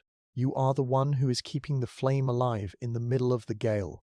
You take your horn spoon and wipe it clean one last time. You feel the smooth texture of the horn. It is a beautiful thing, made from a natural material. It reminds you that everything you have comes from the earth. You don't need stores or factories. You have the sheep for wool, the cows for horn, the ground for peat, and the fields for oats. It is a simple circle that never breaks. You feel a deep sense of honor to be part of that circle. You close your eyes for a moment, letting the warmth of the bothy wash over you. The smell of the peat smoke is thick and sweet. The sound of the dog's breathing is steady and calm. The taste of the oats is still on your tongue. Everything is perfect. You are exactly where you are supposed to be. You are the shepherd of the night, and your flock is safe Your dogs are fed and your fire is bright. You take a long, slow breath and prepare for the next part of your watch. The night is half over and the best part is yet to come. You reach up to your shoulder and feel the heavy, thick fabric of your woolen plaid. Now that you have eaten and the fire is burning bright, you can really feel how much water the wool has soaked up. It feels very heavy, like a wet blanket. This piece of clothing is your most important tool. It is not just a coat, it is your bed, your umbrella, and your shield against the cold. You call it a plaid, which is an old word for a blanket. It is a very long piece of cloth, many feet long and very wide. You have it wrapped around your body in layers, held together by a sturdy belt made of leather and a big silver pin at your shoulder. You slowly begin to unpin the silver brooch. The metal is cold against your thumb. As the pin comes loose, the heavy wool falls away from your chest. You feel the sudden rush of warm air from the fire hitting your shirt. It feels wonderful. You work the leather belt loose and let the long tail of the plaid fall to the floor. You are now standing in your simple linen shirt and woolen trousers. You pick up the large pile of wet cloth and hold it in your arms. It is so heavy that your muscles pull. This wool is amazing. Even though the outside is soaking wet from the Highland rain, the inside, the part that was touching your body, is still dry and warm. You find a sturdy wooden rail that runs along the side of the stone wall. This was put here by shepherds long ago just for this reason. You drape the long plaid over the rail. You spread it out so the heat from the fire can reach as much of the cloth as possible. As the heat hits the wet wool, something magic happens. A thick white cloud of steam begins to rise from the fabric. It looks like the wool is breathing. The steam smells very strong. It smells of sheep, of wet earth, and of the sweet peat smoke. It is a smell that every person in the Highlands knows. It is the smell of a hard day's work coming to an end. Here is a simple historical fact. For hundreds of years, wool was the most important thing in Scotland. People called it the golden fleece. It was the main way people made money. They traded the wool for things they couldn't grow on the mountain, like salt, iron, and grain. Because it was so valuable, every bit of wool was used. If a sheep lost a little tuft of hair on a briar bush, the shepherd would pick it up and put it in his pocket. Nothing was wasted. Wool was the heartbeat of the hills. You run your hand over the surface of the hanging cloth. It feels rough and scratchy. This is not the soft wool you might find in a shop today. This is walked cloth. A specific microhistory detail is the process of walking. After the wool was woven into cloth, it was very loose and thin. To make it thick and waterproof, a group of people, usually women, would sit around a long wooden table. They would soak the cloth in a special liquid and then beat it against the table with their hands and feet. They would sing songs to keep the rhythm. This beating made the wool fibers lock together, making the cloth very tight and strong. It made the wool so thick that even a heavy gale could not blow the wind through it. You can feel that strength now as you touch the plaid. It feels like a piece of soft bark from a tree. It is tough and honest. You look closely at the set or the pattern of the cloth. It is made of dark greens, deep blues, and a thin line of black. These are the colours of the mountain in the autumn. The dyes for these colours came from the plants right outside the door. The green came from heather tops, and the brown came from the roots of the water lilies in the loch. The cloth looks like it belongs to the land. When you wear it out on the hill, you blend in with the rocks and the grass. You become part of the landscape. You stand there for a moment, just watching the steam rise. This is a moment of deep atmospheric silence. The only sound is the soft hiss of the water turning to steam as the heat of the fire does its work. You look at the way the firelight shines through the rising mist. It looks like the Bothy is filled with tiny glowing ghosts. You feel a deep sense of peace. You are not just drying your clothes. You are taking care of the thing that keeps you alive. Without this wool, you would not last a single night in a Highland gale. You feel a great deal of respect for the sheep that gave their coats so you could have yours. You reach out and touch a spot on the plaid where there is a small hole. You remember how that happened. You were climbing over a sharp crag to reach a lamb that had gotten stuck. The stone was sharp and bit into the wall. You will have to fix that later with your wooden spindle and some fresh thread. Every mark on this cloth tells a story of your life on the hill. There is a dark stain at the bottom, from a peat bog you stepped in 3 winters ago. There is a place where the wool is worn thin from where your heavy bag rubs against your hip. The plaid is like a diary of your travels. You think about the word safety. To you, safety is the smell of drying wool. It means you are inside. It means the day is over. You watch a single drop of water run down the length of the hanging cloth. It reaches the bottom and falls onto the dirt floor with a tiny plip. You feel the warmth of the fire on your own skin now that the heavy plaid is off. Your linen shirt is a bit damp from your own sweat, but the heat of the room is quickly drying that too. You feel lighter. You feel as if you have shed a heavy skin. The dogs have noticed the smell of the wet wool. They know that smell very well. One of them gets up and walks over to the hanging cloth. He sniffs the bottom of it and then gives it a little lick. He knows this smell is you. He walks back to the fire and sighs, curling up into a tighter ball. The smell of the wool makes the dogs feel safe too. It is the scent of their master and their job. You look at the colour of the steam as it drifts toward the roof. In the orange light of the peat fire, the steam looks like gold dust. It moves in slow, swirling patterns. You follow a puff of steam with your eyes as it goes up toward the lum hole. It joins the blue smoke of the fire and disappears into the dark night outside. It is a strange thought. The water that fell on you as rain is now turning into steam and going back out into the sky. It is a big circle, and you are standing right in the middle of it. You take a small piece of dry wool from your bag and rub it between your fingers. This is raw wool, straight from the sheep. It feels oily. This oil is called lanolin. It is a natural grease that sheep produce to keep their skin dry. When the wool is made into a plaid, a lot of that oil stays in the fibers. This is why the rain runs off your back instead of soaking straight through. It is a clever design by nature. You rub the oil into the skin of your hands. It makes your dry, cracked skin feel soft and smooth. In the Highlands, shepherds have the softest hands because they work with wool all day long. You decide to turn the plaid over so the other side can dry. It is a big task. You have to lift the heavy damp weight and flip it across the rail. You feel the rough texture against your forearms. As you move it, a fresh cloud of steam rises up, hitting you in the face. It feels like a warm, wet towel. It opens your pores and makes you feel clean. You smooth out the wrinkles in the cloth with your palms. You want it to dry flat and straight. You want it to be ready for the morning. The bothy is very warm now. The combination of the peat fire and the steaming wool makes the air feel thick and heavy. It is a cozy feeling. You feel your heart beating slowly in your chest. You are no longer the cold, tired man who walked through the door an hour ago.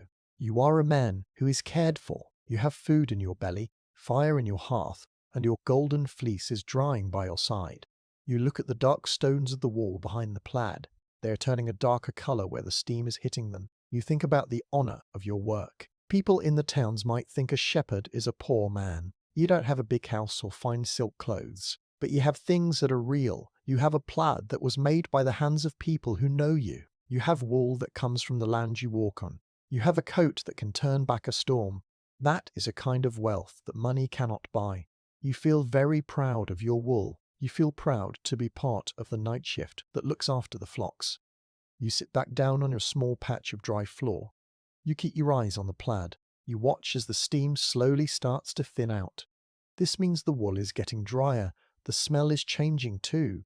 It is becoming less like a wet animal and more like a warm, toasted blanket. You reach out and touch the very edge of the cloth. It is warm to the touch. The heat of the fire has soaked deep into the heart of the wool. You know that when you wrap yourself in this plaid tomorrow morning, it will feel like putting on a hug.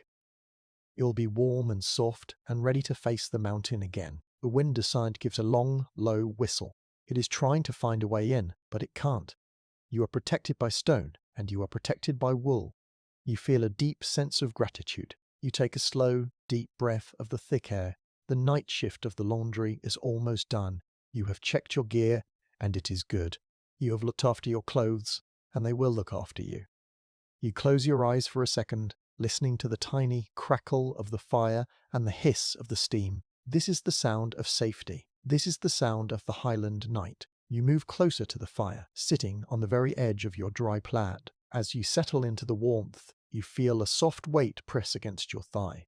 It is your older dog, the one with the grey muzzle and the wise, dark eyes. He has decided that the hearth is warm, but being near you is better. He rests his heavy head on your knee, letting out a long sigh that sounds like a whistle. A moment later, the younger dog, full of energy even after a long day, curls up on your other side. He tucks his nose under his tail, making himself into a tight, furry ball. You are now sitting in a circle of shared warmth. In the Highlands, a shepherd is never truly alone. Your dogs are more than just animals. They are your partners. They are the ones who find the lost lambs in the deep heather. They are the ones who keep the flock together when the mist comes down so thick you cannot see your own hand. You reach out and run your fingers through the thick fur on the older dog's neck. The fur is drying now, and it feels soft and slightly crimped, like the wool of a sheep. Under the fur, you can feel the heat of his skin. Dogs have a higher body temperature than humans do. When they sit close to you like this, they act like living heaters. Here is a simple historical fact. The dogs used by Highland shepherds were the ancestors of what we now call the border collie. For hundreds of years, these dogs were bred not for how they looked, but for how well they could work. A good sheepdog was worth more to a shepherd than a year's pay. They had to be smart enough to understand a whistle from a mile away and tough enough to run 40 miles a day over rocks and bogs. Without these dogs, the night shift of the hills would be impossible. Man and dog have worked together in these mountains since the very beginning of time. A specific micro-history detail about your dogs is the heather bell. You reach down and touch the leather collar of the older dog. Tucked into the buckle is a tiny, dried sprig of heather. It is an old tradition for shepherds to tie a small bit of the first heather blue of the year to their dog's collar. They believed it brought the dog good scenting. The ability to smell a sheep buried deep under a winter snowbank. You feel the dry, woody stem of the heather bell between your fingers. It is a small charm of the hills, a sign of the deep bond between you and your loyal friend. You stop moving your hand and just sit perfectly still. This is a moment of deep silence and reflection. The only sound in the bothy is the rhythmic huff-huff of the dog's breathing. It is a very steady, comforting sound. You listen to the way their breath matches the crackle of the peat fire. You feel the vibration of the older dog's tail as it thumps twice against the floor in his sleep. In this silence, you realize that you are not just keeping the dogs warm, they are keeping you warm too. In a place as cold and lonely as a stone bothy, the company of another living thing is the greatest comfort there is. The heat from the fire is making everyone sleepy. The dogs' bodies feel heavy and relaxed against your legs. You think about how hard they worked today. You remember the younger dog racing up the steep scree, the piles of loose, broken rocks on the mountainside to turn back a stubborn ewe. You remember the older dog standing perfectly still in the rain, waiting for your signal. They do not ask for much in return. A bowl of oats, a spot by the fire, and the pat on the head is all they need. They are happy just to be where you are. You look at the colour of the dogs in the firelight. Their black and white coats look different in the orange glow. The white fur looks like warm cream, and the black fur looks like deep velvet. You can see the tiny bits of dried mud still clinging to their paws. You take a small bit of dry cloth and gently wipe the paws of the dog nearest to you. He doesn't wake up, but he stretches his toes out, enjoying the feeling. You treat their feet with great care, because a dog with sore feet cannot work, and a dog that cannot work, and a sad thing indeed. The bothy feels very small and safe now. With the two dogs pressed against you, there is no room for the cold to get in. You feel a sense of honour in looking after them. You are their leader, but they are your protectors. If a stranger were to come to the door, or if a wolf had wandered these hills in the old days, the dogs would be the first to know. They hear things you cannot hear. Their ears twitch even now listening to the wind outside. They are the true watchmen of the night. You think about the word huddle. In the wild, animals huddle together to survive the frost. Even the sheep on the hill are likely huddled together right now, tucked into a baled, a sheltered spot behind a rock or a wall. You are doing the same thing. You are part of the ancient way of staying alive. You feel the scratchy wool of your shirt, the hard stone of the floor, and the soft fur of the dogs. It is a mix of textures that tells the story of your life. You lean your head back and close your eyes. The warmth of the dogs is soaking into your hips and legs. It feels like a heavy, warm blanket. You find yourself matching your own breathing to theirs. In and out, in and out. The night shift of the shepherd is a quiet one. It is not about talking or doing big things. It is about staying still. It is about being there. You are the one who stays awake so the others can sleep. But even the watchman needs a little bit of rest. You think about the smooth and rough coats of the dogs. The older dog has a rough coat with long, shaggy hair that sheds the rain. The younger one has a smooth coat with shorter hair that dries much faster. Each dog is different, just like the sheep are different. You know each of their voices and each of their habits. You know that the older dog likes to sleep with his nose tucked under your arm, and the younger one likes to sprawl out across your feet. You wouldn't change them for anything. The smell of the room is changing again. As the dogs dry out, the smell of wet dog is replaced by a warm, dusty smell. It is a clean smell, like a sun-warmed stone. It mixes with the sweet scent of the peat and the toasted smell of the drying wool. It is the scent of a happy bothy. You feel a deep sense of contentment. You have everything you need. You have the fire for light, the walls for shelter, and the dobs for friendship. You reach down and give the younger dog a gentle nudge so you can stretch your legs out a bit more. He lets out a tiny woof in his sleep, probably dreaming of a rabbit or a ball of wool. But he doesn't wake up. He just rolls onto his back, showing his belly to the fire. You smile. It is a sign of great trust when a dog sleeps like that. It means he feels completely safe with you. You take that trust seriously. You are the guardian of this little stone house, and you will make sure nothing bothers their sleep. The wind gives the door a loud rattle, but nobody moves. The dogs don't even lift their heads. They know the bar is across the door. They know the stone is thick. They trust the bothy as much as you do. You look at the orange embers of the fire. They're starting to settle into a deep, glowing mound. The night shift of the friendship is the most peaceful part of the whole journey. You are no longer just a man with two animals. You are a pack. You are a family of the hills. You take a slow breath, feeling the warmth in your lungs. The night shift is moving along. The storm is still there, but it is just a noise now. The reality is here, in the circle of the firelight. It is the feel of the fur, the heat of the stone, and the steady breath of your companions. You close your eyes, letting the heavy, warm peace of the dogs wrap around you like a cloak. You are safe. They are safe. The mountain is far away. You gently move the dogs aside for a moment so you can stand up. Your legs feel a little stiff, but the warmth of the fire has made your joints feel much better than they did out on the hill. Now that you have eaten and your clothes are drying, it is time to think about where you will lay your head for the rest of the night. In a bothy, there are no soft mattresses or feather pillows. The bed is usually just a raised wooden platform or a corner of the hard dirt floor. To make this comfortable, you must use what the mountain gives you. You move toward the back of the room, where a large pile of dark, leafy material is stacked against the wall. This is your bedding. It is made of heather. Heather is the plant that covers almost every inch of the Scottish Highlands. In the late summer, it turns the hills into a sea of bright purple. But for a shepherd, heather is more than just a pretty flower. It is a tool for sleep. You reach down and pick up a large armful of the dried branches. They feel light and springy. Because heather is a woody plant with many tiny, tough stems, it doesn't squash down flat like grass does. It stays bouncy, almost like a natural spring mattress. You begin to spread the heather out on the floor near the hearth. You do this with great care. There is a right way to make a heather bed. You don't just throw it down in a heap. A specific microhistory detail is the way a shepherd sets his bed. You place the heather stems into the ground vertically, with the soft flowery tops pointing upwards, and the woody stalks pointing down. You pack them very tightly together, side by side. When you do this correctly, you create a thick, soft cushion that keeps your body several inches off the cold, damp stone floor. It is a clever bit of hill craft that has been passed down for generations. As you work, the smell of the heather fills the air. It is a very different smell from the peat smoke. It is sweet, dry, and smells a bit like honey and old sunshine. Even though the plants were picked weeks ago, they still hold the scent of the summer. You run your hands over the tops of the plants. They feel slightly rough, but also very soft. You find a few dried heather bells, the tiny, cup-shaped flowers. Then they crunch softly between your fingers. It is a very relaxing sound, like the rustle of dry paper. Here is a simple historical fact. For many centuries, heather was used for almost everything in a Highland home. People used the long stems to make ropes, the roots to make tool handles, and the flowers to make a sweet kind of ale or beer.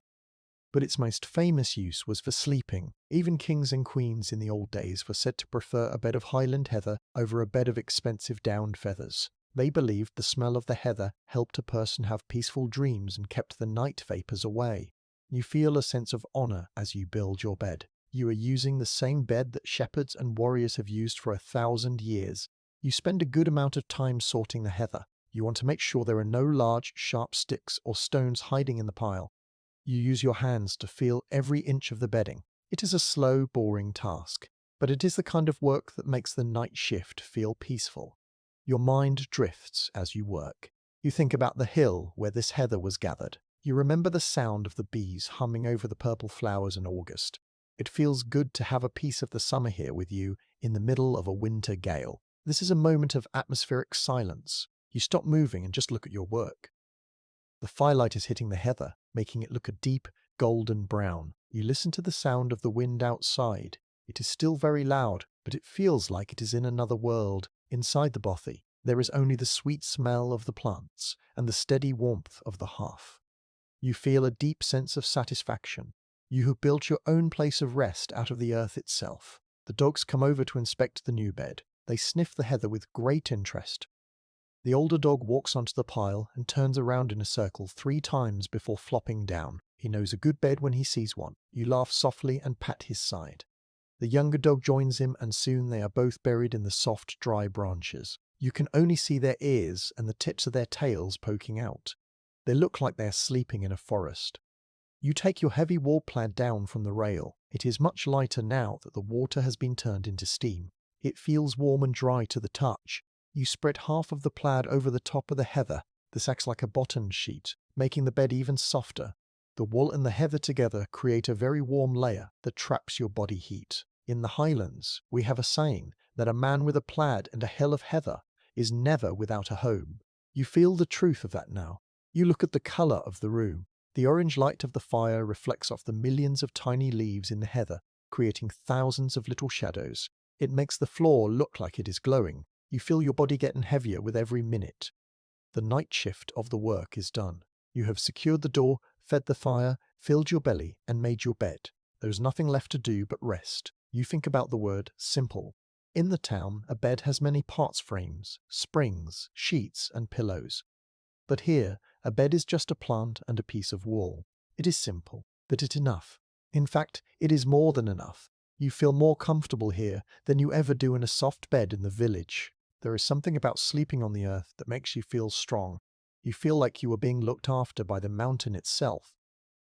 You take one last look at the fire. The peat blocks have burned down into a solid mound of glowing red.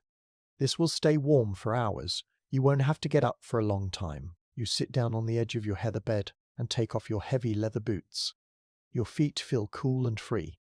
You rub your toes, feeling the blood return to them. You tuck your boots into the corner so they stay dry. The night shift of the shepherd is now entering its quietest time. You lie back onto the heather. You can feel the springy stems pushing back against your spine. It supports your weight perfectly. The smell of the honey-scented flowers is right under your nose. It is a very sleepy smell. You pull the other half of your wool plaid over your body, tucking it in tight around your shoulders. You are now wrapped in a cocoon of wool and heather. The sound of the rain on the slates is now just a distant murmur. It sounds like a secret being whispered far away. You feel the warmth of the dogs near your feet and the warmth of the fire on your face. Your eyes start to close. You are the watchman of the night, but even the watchman must dream.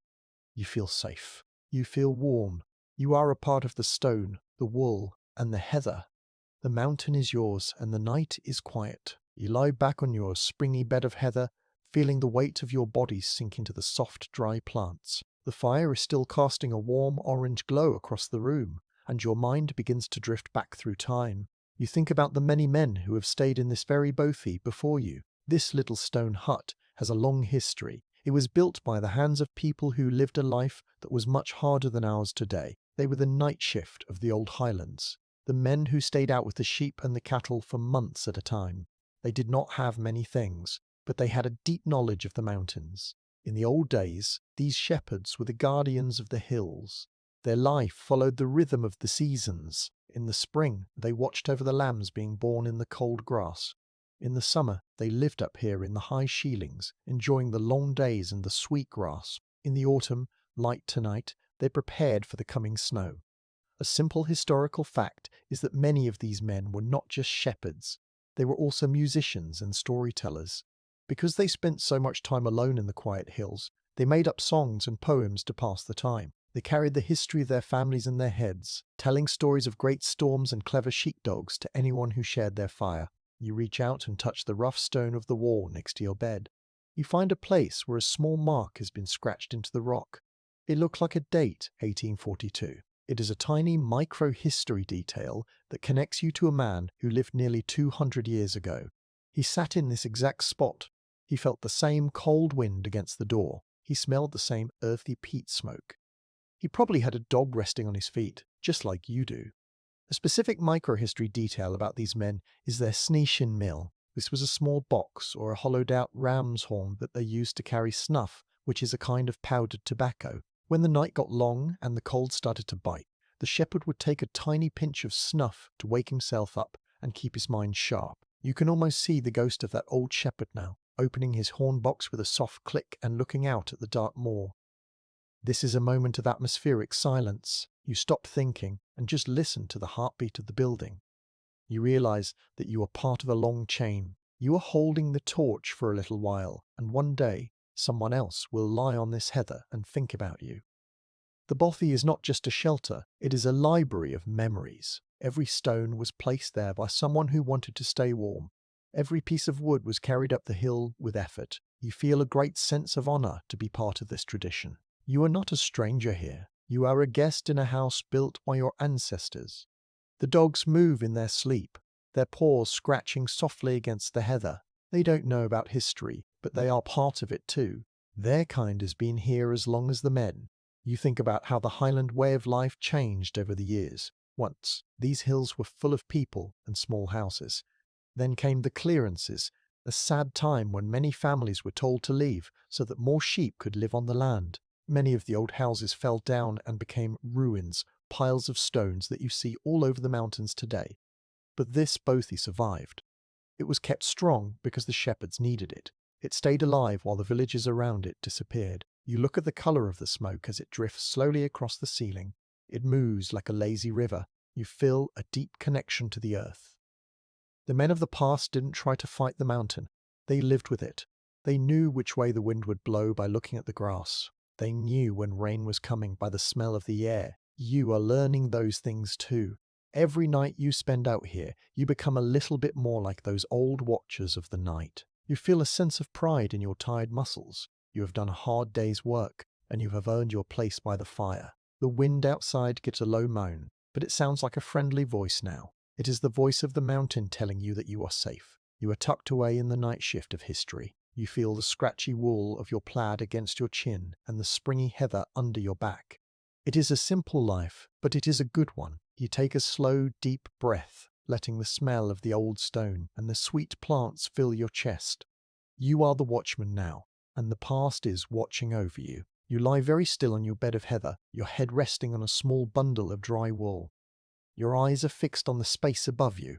Now that the fire is a solid bed of glowing peat, the flames are lower, but the smoke is still rising. It is a beautiful thing to watch. The smoke is a soft, pale blue colour. It does not rise in a straight line like a string. Instead, it moves in slow, heavy curls. It looks like silk ribbons dancing in the air.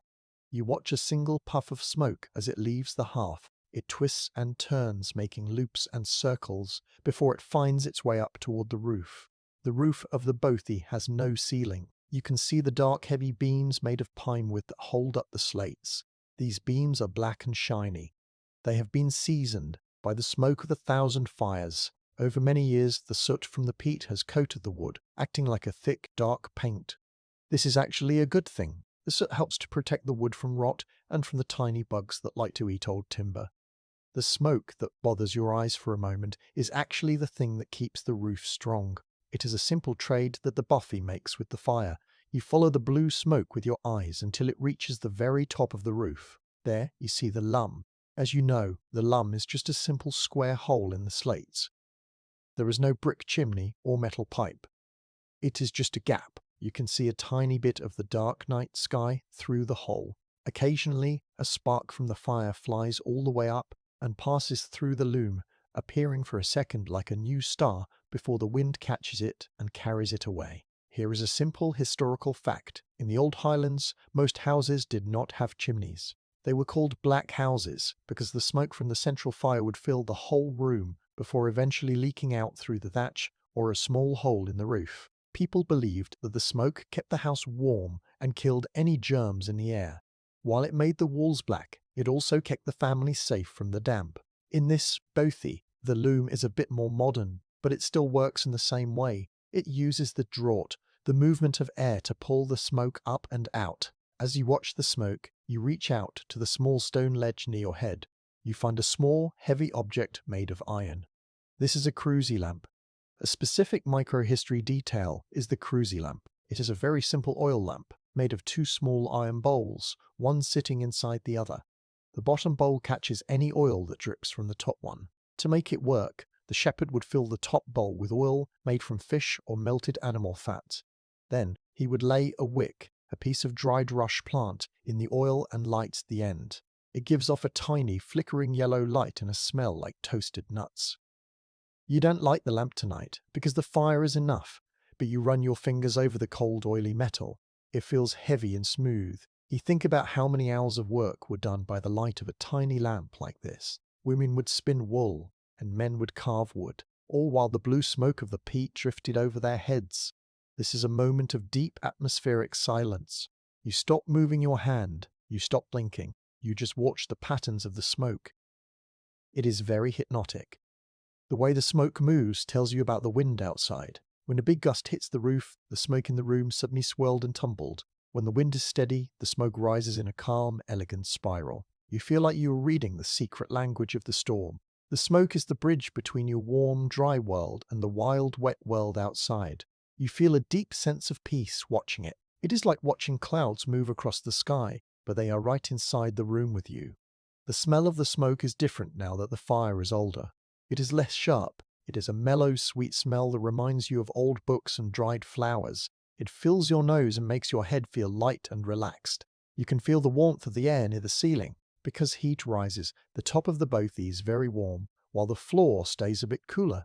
You like the way the different layers of air feel on your skin. You look at the color of the light as it passes through the smoke. The orange glow of the embers hits the blue mist, creating a soft purple light in the middle of the room. It is a very dreamy color. It makes the stones of the walls look soft, as if they were made of velvet instead of hard rock. You feel your eyelids getting heavier. The night shift of the watchman is often a quiet one, and watching the smoke is the best part.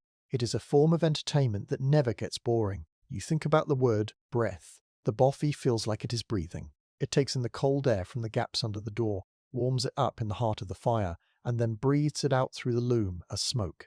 You are part of that breath. You are breathing the same air as the fire. You feel a deep connection to the building. You are not just a person inside a box. You are part of a living system. The stone, the wood, the fire, and the smoke are all working together to keep the night away.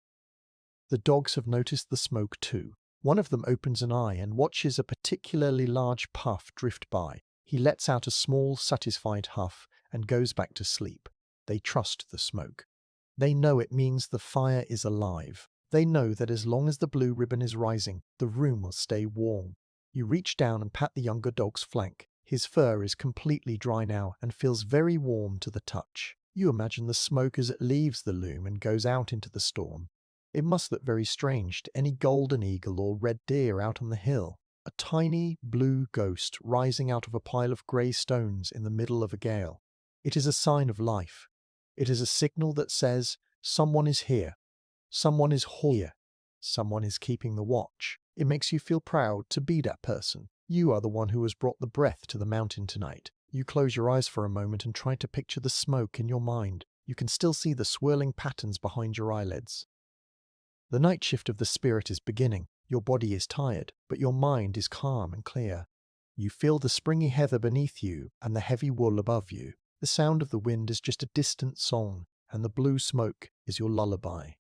You take a slow, deep breath of the earthy air and let it out. You are safe. You are warm. The watch is steady. You pull the heavy wool blankets higher, tucking them under your chin. The air in the bothy is warm now, but there is still a slight chill that lingers near the floor, away from the direct glow of the hearth. This is why the blankets are so important. These are not thin sheets like you might find in a flat in the city. These are thick, heavy blankets made from wadmal, a type of very dense, coarse wool cloth. They are so thick that they feel almost like a layer of soft lead pressing down on your body. This weight is good. It helps your muscles relax and tells your body that it is time to be still. As you wrap the wool around you, you feel the different textures. One side is a bit scratchy, while the other side, which has been brushed with a metal comb, is soft and fuzzy. You pull the edges tight so that no cold air can find its way in. You are making a little nest for yourself. You feel like a hibernating animal, tucked away in a burrow while the winter world stays outside. The blankets smell of the same peat smoke and heather that fills the room, but there is also the faint, clean scent of the high mountain air that always stays in the fibers of the wool. Here is a simple historical fact. For a shepherd, his blankets were his most prized possessions next to his dogs. In the old days, blankets were often part of a man's fee or his pay for the year. A shepherd might work for 6 months just to earn a set of good heavy wool covers. Because they were so hard to get, they were looked after with great care. They were never allowed to touch the wet ground if it could be helped, and they were folded neatly every morning. To have a warm blanket was the difference between a good night's sleep and a night of shivering. You reach down and feel a small, hard object tucked into the folds of the blanket near your feet. This is a pig's ear stone. A specific microhistory detail is the bedstone. Before you lay down, you took a large, smooth stone from the edge of the hearth that had been warming in the fire all evening. You wrapped it in a scrap of old flannel cloth and tucked it down at the bottom of your blankets. It acts just like a modern hot water bottle. You can feel the steady, deep heat of the stone against your toes. It is a dry heat that soaks right through your socks and into your bones. It is a very simple way to keep your feet from getting cramped by the cold. This is a moment of deep atmospheric silence. You lie perfectly still, listening to the tiny click of the cooling stone and the soft rustle of the wool as you breathe. You look at the way the firelight makes the blankets look like rolling hills of brown and grey. You feel a deep sense of honor in this moment.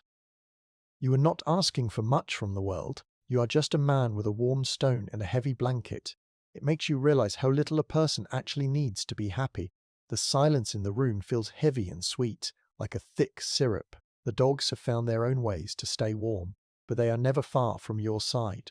The older dog has wedged himself against your back, his warmth seeping through the layers of the plaid. The younger dog is curled up at the foot of the bed, his weight resting right on top of the warm bedstone.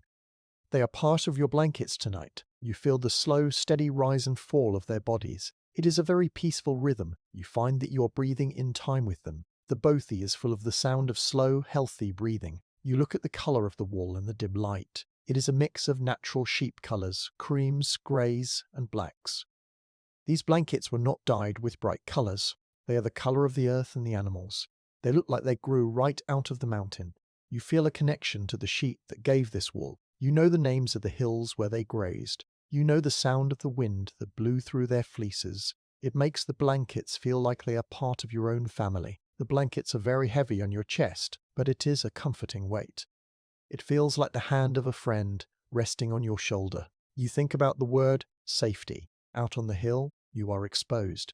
The wind can hit you from any side, but here, under the wall and the stone, you are in a fortress. You feel as if you are miles away from the storm, even though the rain is only a few feet above your head. You are tucked into the night shift of the sleepers, and the wool is your shield. You feel the texture of the flannel cloth around the warm stone with your toes. It is soft and worn thin from many years of use. You think about the honour of looking after your gear. A man who takes care of his blankets and his stones is a man who respects his life. You are not just sleeping, you are practicing the art of survival. Every little detail, from the way you wrap the stone to the way you tuck the wool, is a lesson you learned from the men who came before you. The smell of the wool is very strong now that it is warm. It is a rich, oily smell that makes you think of the shearing season in the early summer. You remember the sound of the heavy iron shears clicking and the sight of the white fleeces falling away from the sheep. That work in the hot sun is what made this warmth possible tonight. You feel grateful for the cycle of the year. The summer work provides the winter comfort. It is a fair and honest trade. You close your eyes and let your head sink deeper into the wool. The night shift of the watchman is getting very quiet. The fire is just a red glow now, and the room is falling into a deep, soft darkness. You feel the warmth of the stone at your feet and the weight of the wool on your heart. You are the master of this small, warm space. The gale can scream and the rain can fall, but they cannot reach you here. You are wrapped in the history and the warmth of the Highlands. You take one last slow breath and let the heavy peace of the wool take you away. You lie very still, but your ears are wide open. The storm has changed. What was a steady rain and a strong breeze has now turned into a true Highland gale. Outside, the wind is no longer just whistling. It is screaming. It sounds like 1,000 wild voices shouting across the empty moor. You can hear the wind hitting the sharp edges of the mountain crags, making a sound like a giant flute being played much too loud. Every few seconds, a massive gust of wind slams into the side of the bothy. You feel the vibration of the hit through the floor and the heather bed. It feels as if a great hand is pushing against the stones, testing their strength. The sound of the rain has changed too. It is no longer a rhythmic tapping. The wind is catching the water and throwing it against the walls in sheets. It sounds like buckets of gravel being tossed against the stone. Thwap, crack, hiss. You can hear the water rushing down the slates and pouring off the edge of the roof in a heavy stream. The little creek outside, which was a gentle trickle when you arrived, is now a roaring torrent. You can hear the heavy clunk of rocks being moved by the power of the water in the stream bed. The mountain is reshaping itself in the dark. Here is a simple historical fact. Highland gales are some of the strongest winds in the world. Because there are no trees or high buildings to stop the air, it can pick up incredible speed as it rushes across the Atlantic Ocean and hits the Scottish coast. These winds are strong enough to knock a grown man off his feet or lift a small boat right out of the water. For centuries, people in the Highlands built their houses with very low roofs and rounded corners to help the wind slide over the top instead of catching the edges. They knew that you cannot fight the wind, you can only hide from it. You pull your wool plaid a little tighter around your ears to dull the roar. Even though the noise is frightening, you do not feel afraid. You trust the dry stone walls.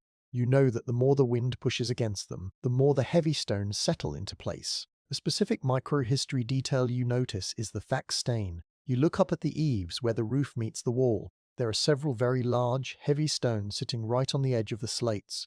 These are called fact stains, or weight stones. They are tied to the roof beams with thick ropes made of twisted heather or horsehair.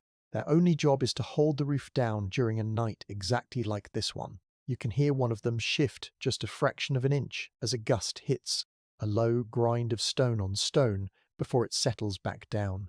This is a moment of deep atmospheric silence and reflection. You wait for the next big gust to come. You find yourself holding your breath as the wind builds up speed. You hear it coming from far away, a low rumble like a distant train. It gets louder and louder until it hits the building with a thud that makes the iron latch on the door rattle. And then it passes. In the small gap of quiet that follows, the bothy feels even safer than before. You realize that you are in a tiny bubble of peace in the middle of a war of the elements. You feel a deep sense of honor to be the one witnessing the power of the night. The dogs have woken up. They're not barking, but their ears are standing straight up. They are listening to the mountain. The younger dog lets out a low, nervous woof, and you reach down to pat his head.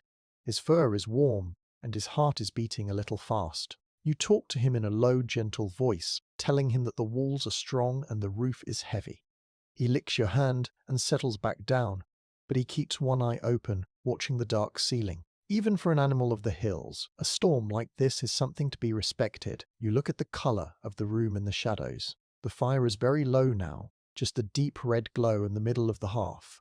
When the wind blows particularly hard, it creates a downdraft, a puff of air that comes down the loom. This makes the embers glow brighter for a second, turning the room a fierce, angry orange before it fades back to grey. It is as if the storm is breathing into your fireplace, trying to talk to the fire. You think about the word resilience. This little hut is resilient. It doesn't break.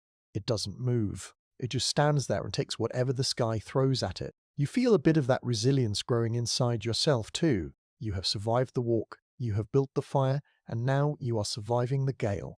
You are part of the night shift that doesn't quit just because the weather gets bad. You feel a connection to the rocks and the old trees that have stood here for hundreds of years. You are all staying strong together. The smell of the room has turned a bit sharper. The wind is forcing the scent of wet heather and cold ozone through the tiny cracks in the wall. It is a very wild smell. It reminds you that the mountain is just a few inches away. You reach out and touch the stone wall near your bed. You can feel the cold vibration of the wind through the rock.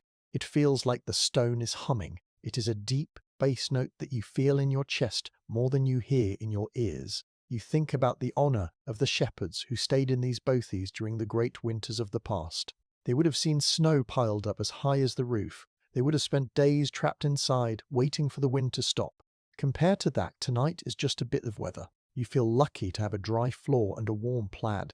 You watch a single spark fly out of the hearth and dance across the floor, driven by a tiny puff of wind from under the door. It vanishes into the shadows, a tiny light in the big dark. The roar of the wind is constant now. It becomes a part of the silence. It is so steady that your brain starts to ignore it, like the sound of the sea. You find yourself feeling very drowsy. The louder the storm gets, the more you want to sleep. It is the body's way of saying that there is nothing more you can do. You have done your work. You have secured your world. Now it is up to the stone and the thatch stains to do theirs. You take a slow, deep breath. The air is cool and tastes of peat and rain. You close your eyes and let the sound of the gale wash over you. It is a powerful, ancient music. You are the watchman of the Highlands, and you are tucked deep into the heart of the mountain. The storm can scream until its throat is sore, but you are warm, you are dry, and you are not moving. You let the heavy weight of the wool and the springy heather take you down into a deep, safe sleep. You lie there wrapped in your heavy wool, and a strange feeling of peace comes over you. Outside, the wind is still fighting the building. You can hear it hitting the corners of the bothy with a sound like a great whip cracking in the air. But inside, you feel completely still. You realize that you have a deep trust in these thick stone walls. You know that they are not just piles of rock. They are a shield that has been tested by 1,000 storms. The wind cannot move them. The rain cannot wash them away. The cold cannot find a way through the 2 feet of solid mountain stone. You feel like you are inside a castle made just for you. The walls are very thick, and you can see the depth of them where the small window is cut into the stone. Even though the glass is thin and cold, the stone around it is wide and strong. You reach out and touch the wall again. It doesn't feel like a cold, dead thing anymore. Because the fire has been burning for hours, the stones have soaked up the heat. They feel slightly warm to the touch, like a loaf of bread that has just come out of the oven. This is the secret of the bothy. The stones act like a giant heater. They hold the warmth of the fire long after the flames have gone down. Here is a simple historical fact. The stones used to build this bothy are called field stones. This means the men who built the hut didn't go to a shop to buy them. They simply walked out into the field and picked up the rocks that the earth had already given them. In the Highlands, the ground is full of rocks left behind by the great ice sheets thousands of years ago. By picking up these stones to build the walls, the farmers and shepherds were also clearing the land so the grass could grow better. It was a clever way to turn a problem too many rocks into a solution, a warm house. You look at the way the stones are fitted together. It is a very honest way of building. There is no paint or wallpaper to hide the mistakes. Every stone has to do its job. You see a large flat stone near the floor that is holding up 3 or 4 smaller ones. A specific microhistory detail you notice is the pinning. Look closely at the gaps between the big rocks. You will see tiny, thin slivers of stone wedged into the cracks. These are called pinnings. The builder used a small hammer to tap these little shards into the gaps. This makes the big stones perfectly steady so they don't wobble. It also fills up the holes where a mouse or a cold draft of air might try to get in. You touch one of the pinnings with your fingernail. It is tight and solid. It hasn't moved in a lifetime. This is a moment of deep atmospheric silence and reflection. You stop thinking about the storm and just focus on the strength of the wall. You feel a deep sense of honor for the hands that built this. Those men are gone now, but their work is keeping you alive tonight. You realize that good work is keeping you alive tonight.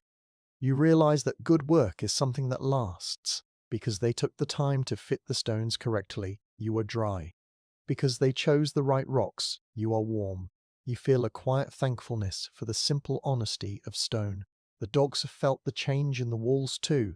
They are no longer looking at the door with nervous eyes. They have stretched out their legs and are sleeping deeply. The younger dog has his belly pressed right against the warm stone of the wall. He knows that the rock is his friend. You watch the way the soft firelight reflects off the uneven surface of the wall. It creates a million tiny shadows and bright spots. It looks like a map of the mountain. You find it very beautiful. In a simple, rugged way, you think about the word safety. In the big world, people think they are safe because they have money or fast cars. But here, you know that safety is just a thick wall and a dry roof. You feel very rich tonight. You have the best kind of safety there is. You have a place where the world cannot touch you. You feel a sense of pride in being a watchman who knows how to find this safety. You are not a victim of the storm. You are the master of your shelter. The smell of the room is very steady now. It is the smell of warm stone, dry wool, and the last of the peat smoke. It is a very heavy smell that makes your brain feel quiet. You listen to the sound of the wind, but it sounds far away now, as if it is happening to someone else on another mountain. You are tucked deep into the heart of the stone. You feel as if you are part of the bothy itself. You are just another stone in the wall, staying quiet and strong until the sun comes up. You think about the honor of the land. The mountain gives you the stone for your house, the peat for your fire, and the grass for your sheep. It is a hard land, but it is a fair one. If you treat the mountain with respect and learn its ways, it will look after you. You feel a deep connection to the earth beneath your bed. You are not just sitting on top of the world, you are tucked into it. You take a slow, deep breath, feeling the steady, warm air fill your lungs. The fire is now just a pile of soft red jewels in the hearth. The light is very dim, but it is enough to see the shapes of the stones. You find yourself picking out different shapes in the wall. One stone looks like a sheep's head, another looks like a small boat. It is a game that shepherds have played for hundreds of years while waiting for sleep. It makes the time pass in a gentle, boring way. Your mind feels like it is moving through honey. You close your eyes and let the feeling of the thick walls wrap around you. You are safe. You are warm. You are held by the stone. The gale can scream and the rain can latch, but they have lost the battle. The bothy has won. You are the watchman of the night, and your fortress is holding steady. You let the deep, quiet peace of the rock take you down into the dark, where the dreams are waiting. You open your eyes for just a moment, pulled from a light sleep by the shifting sound of the wind. The room is much darker now. The bright flames that danced on the walls earlier have gone away. In their place is a soft, deep orange glow coming from the hearth. You look over at the fireplace and see that the peat blocks have turned into embers. Embers are the glowing remains of the fire. They look like small red jewels or pieces of a fallen star. They do not flicker or jump. They just sit there, breathing out a steady, powerful heat that feels like a warm hand pressed against your skin. This orange glow is very special. It is the kind of light that doesn't hurt your eyes. It fills the bothy with a soft, hazy light that makes everything look gentle. The rough edges of the stone walls disappear into the shadows. The wooden beams above you look like dark velvet. You watch as a single ember turns from bright red to a soft, ghostly pink, and then finally to a pale grey as a layer of ash covers it. Even though the fire looks like it is dying, you know it is still very hot. Under that grey ash, the heart of the peat is still burning, holding the heat for the hours to come. Here is a simple historical fact. For people in the old Highlands, the rested fire was the most important part of the house, because matches were not easy to find. Keeping the embers alive overnight was a vital job. If the fire died completely, a person would have to walk miles to the next house to borrow a live coal, a burning piece of peat to start their own fire again. A hearth that was always warm was a sign of a house that was full of life and care. You feel a sense of honor as you watch your fire rest. You have done your job well, and the heat will last until the sun rises. You reach out a hand toward the warmth. You can feel the heat radiating from the hearthstone. A specific microhistory detail you use now is the peat clod. You pick up a small, fresh block of peat that you kept near the edge of the fire. Instead of putting it right on top of the glowing red, you bank it. You lean the fresh block against the side of the hot embers and then use your horn spoon to pull a little bit of the grey ash over the top. This is called smoring. It slows down the burning so the peat doesn't disappear too fast. It ensures that when you wake up in the morning, you will still have a hot core of fire to boil your water. This is a moment of deep atmospheric silence and reflection. You do not move. You do not even want to blink. You just watch the tiny pulses of light in the hearth. It is like watching the mountain breathe. Every now and then, a tiny pock comes from the fire as a bit of dried heather root inside the peat catches a spark. It is a very small, friendly sound. In the deep quiet of the bothy, it sounds like a tiny firework. You feel a deep sense of peace. The world outside is cold and blue, but your world is orange and red. The dogs are watching the embers too. Their eyes reflect the tiny red lights, making them look like they have little fires inside them. They are very still, soaking up the last of the direct heat. The older dog lets out a soft moan of contentment. He is perfectly warm, perfectly safe, and perfectly happy. You find that your own mind is mirroring the fire. Your thoughts are no longer racing or jumping like the early flames. They have become slow and steady, like the glowing coals. You are not thinking about the work of tomorrow. You are just enjoying the now. You look at the color of the shadows in the corner. They are no longer black. They are a deep, warm brown. The orange light of the embers softens the whole room. You think about the word glow. A glow is different from a light. A light is something you look with, but a glow is something you feel with. It reaches deep into your chest and makes you feel heavy and relaxed. You feel as if you were melting into your heather bed, becoming part of the warmth. The smell of the room has changed again. The sharp scent of the fresh smoke has gone, replaced by the dry, toasted smell of the spent peat. It smells a bit like warm earth or freshly baked crusts. It is a very sleepy smell. You take a slow breath, feeling the warm air move through your nose and into your lungs. You feel your heart beating a slow, steady rhythm. The night shift of the watchman is now just about staying still and letting the warmth do its work. You think about the honor of the hearthstone. This stone has held the heat for so many people over the years. It is the most important stone in the whole building. You feel a connection to every other person who has sat here, watching the embers die down. You are all part of the same story. You are all people who sought the light in the dark. You feel a quiet pride in your little fire. It isn't a big roaring blaze, but it is enough. It is exactly what you need. The wind outside gives one last long whistle before settling into a steady hum. The storm is still there, but it has lost its bite. The power of the embers is stronger than the power of the gale. You feel a sense of victory. You have kept the fire through the worst of the weather, and now you can both rest together. You watch a final spark float up from the red pile and vanish into the lum. It is like a tiny soul going out to say goodnight to the stars. You close your eyes, but the orange glow stays behind your eyelids for a long time. It is a warm, comforting light that follows you into your dreams. You feel the springy heather under you and the heavy wool over you. The night shift is almost over, and the best part, the deep, warm sleep, is just beginning. You are the watchman of the embers, and your watch is steady. You let go of the world and drift away into the soft red dark. You shift slightly on your bed of heather, and as you move, you feel the soft, warm bodies of your sheepdogs press closer against you. In the deep quiet of the bothy, the shared warmth of your companions is the most powerful comfort of all. The older dog has tucked his chin over your ankle, his heavy head acting like a warm weight that keeps you anchored. The younger dog has curled his spine along the curve of your side, his fur tickling your hand. In the Highland night, this is how survival works. You are not three separate beings. You are one circle of heat huddling together against the vast, cold mountain that sits just outside the stone. The heat from the dogs is different from the heat of the fire. The fire is a dry, radiating heat that hits your skin. The heat of the dogs is a deep, living warmth that seems to soak through your layers of wool and linen. You can feel the steady thump-thump of the older dog's heart against your leg. It is a slow, calm beat that tells you he is unafraid. Dogs are masters of the present moment. They do not worry about the storm that happened an hour ago, and they do not worry about the miles they must walk tomorrow. They only know that right now they are warm, they are full, and they are with you.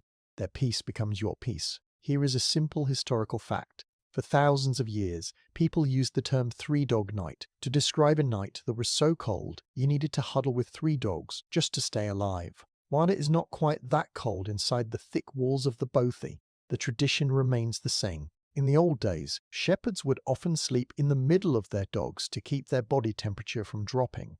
It was a natural way to stay safe before modern heaters existed. You feel a sense of honor in being part of this ancient pack. You're looking after them, and in return, they are giving you their own life heat to keep the chill away. You reach out your fingers, moving them very slowly so you do not wake the younger dog.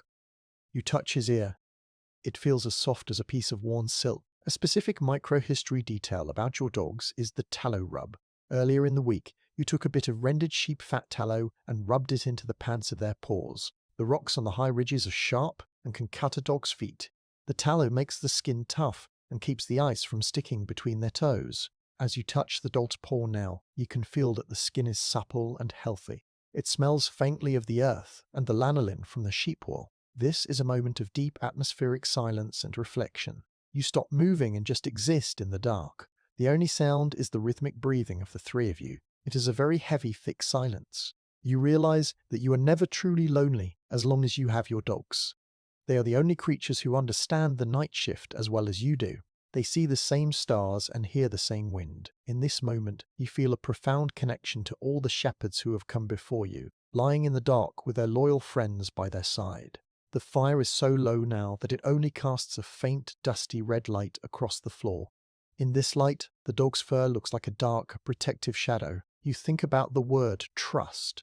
These animals have given their whole lives to you. They run where you tell them to run, and they stop when you tell them to stop. In return, they trust that you will find them a dry place to sleep and a warm fire to lie by. You have kept your part of the bargain. You feel a quiet pride as you look at them. They're not just tools for work, they are your family. You look at the colour of the dogs breathing in the cool air of the bothy. You can see tiny, faint puffs of steam coming from their noses with every exhale. In the dim red glow, the steam looks like tiny clouds of pink dust. It is a sign of life in the middle of the stone silence. You find yourself matching your own breath to the younger dogs. In and out, in and out. It is a very hypnotic way to fall asleep. It clears your mind of all the noisy thoughts of the day. The smell of the room is now dominated by the scent of warm fur. It is a musky, honest smell that reminds you of the high moors and the deep valleys. It mixes with the sweet, fading scent of the heatherbed and the last lingering ghost of the peat smoke. It is the smell of a safe den. You feel your own body becoming heavier and more relaxed with every minute. The shared warmth is like a heavy, golden liquid that is filling up the room, pushing the last of the cold into the very corners of the ceiling. You think about the honour of the shepherd's life. Some people might think it is a lowly job, but to you, it is a life of great dignity. You are the one who keeps the small things alive. You are the one who ensures the dogs are fed and the fire is banked. You are the guardian of the night shift. You take a slow, deep breath, feeling the warmth of the dogs through your wool. You feel as if you are being hugged by the mountain itself. The wind gives a soft, tired sigh against the slates of the roof. The great gale has spent its energy. The world outside is becoming quiet, waiting for the first light of the morning. But the morning is still a long way off. You have many more hours of this warm, shared peace. You close your eyes, feeling the twitch of a dog's leg against your own. It is a tiny signal that they are dreaming of the hills. You smile in the dark and let yourself join them in the quiet world of sleep. You are safe. You are warm. The watch is shared. You lie in the soft dark of the bothy, and as the wind dies down, a new sound begins to fill the room. It is a sound that was hidden before by the roar of the gale. It is the sound of the mountain stream. In the Highlands, we call these small rivers burns. This burn runs just a few feet from the front door of the bothy. During the day, it is a silver thread that wanders through the heather, but after the heavy rain of the storm, it has grown into a powerful voice. You hear the water rushing over the old grey rocks with a deep, constant thrum. It is a liquid sound, full of energy and life, echoing through the thick stone walls. The sound of the water is very steady. It is not like the wind, which comes in big pushes and then stops. The burn is a continuous flow. It sounds like a heavy silk cloth being pulled over a rough floor. You can hear the different notes in the water. There is the high, bright tinkling of the water splashing over the small pebbles, and the deep, hollow glug where the stream drops into a dark pool. It is a very musical sound. It feels as if the mountain is singing a song to itself, now that the battle with the wind is over. Here is a simple historical fact. For thousands of years, the people of the Highlands built their bothies and houses near these burns. The water was their lifeblood. It gave them clean water to drink. It washed their wool, and it provided a home for the silver trout that they caught for their supper. They believed that the sound of running water was the voice of the earth. They thought that as long as the burn was flowing, the land was healthy, and the spirits of the mountain were happy. You feel a sense of peace, knowing that the water is moving just outside your door. You reach out your hand and find a small object sitting on the stone ledge near your bed. It is a quoit. A specific micro-history detail is the quoit. It is a shallow drinking bowl made of wood, with two flat handles on the sides called lugs. The word comes from the Gaelic word cruich, which just means a cup. Shepherds carried these because they are light and do not break if you drop them on the rocks. You used this quoit earlier to scoop cold, sweet water from the burn. As you touch the smooth, dark wood now, you can almost feel the coolness of the stream still lingering in the grain. This is a moment of deep atmospheric silence and reflection. You do not move. You do not think about your chores. You just listen to the water. The sound is very boring in the best possible way. It doesn't have any surprises. It is a flat, rolling sound that acts like a blanket for your mind. You find that the rhythm of the water matches the rhythm of your own heart. You feel as if you are floating on the sound. The bothy is no longer just a stone box. It is a boat sitting on a river of sound, drifting slowly through the night. The dogs hear the water too. The younger dog's ear twitches toward the door, but he does not lift his head. He knows that sound means the mountain is draining. The water is leaving the hills and heading down toward the big locks in the valley. It is a safe sound. It means the danger of the flood is passing. You feel a sense of honor in being the one to hear this. While the rest of the world is asleep in the towns, you are the witness to the mountain's rebirth. You are the watchman of the stream. You look at the color of the sound in your mind. If the wind was a jagged grey line, the water is a smooth, deep blue curve. It feels cool and clean. You imagine the water outside, white and frothy as it hits the stones, glowing faintly in the starlight that is starting to peek through the clouds. The burn is washing away the dust of the summer and the grit of the storm. It is making the mountain new for the morning. You feel a sense of freshness in the air, even inside the smoky bothy. The smell of the room is changing slightly. A bit of the damp mossy scent from the stream is finding its way through the gaps in the stone. It smells like wet ferns and cold minerals. It is a very green smell. It mixes with the warm brown smell of the peat and the fur of the dogs. It is a perfect balance of the cold outside and the warmth inside. You take a slow, deep breath, feeling the cool air settle in your chest. You feel very clear-headed and calm. You think about the word constant.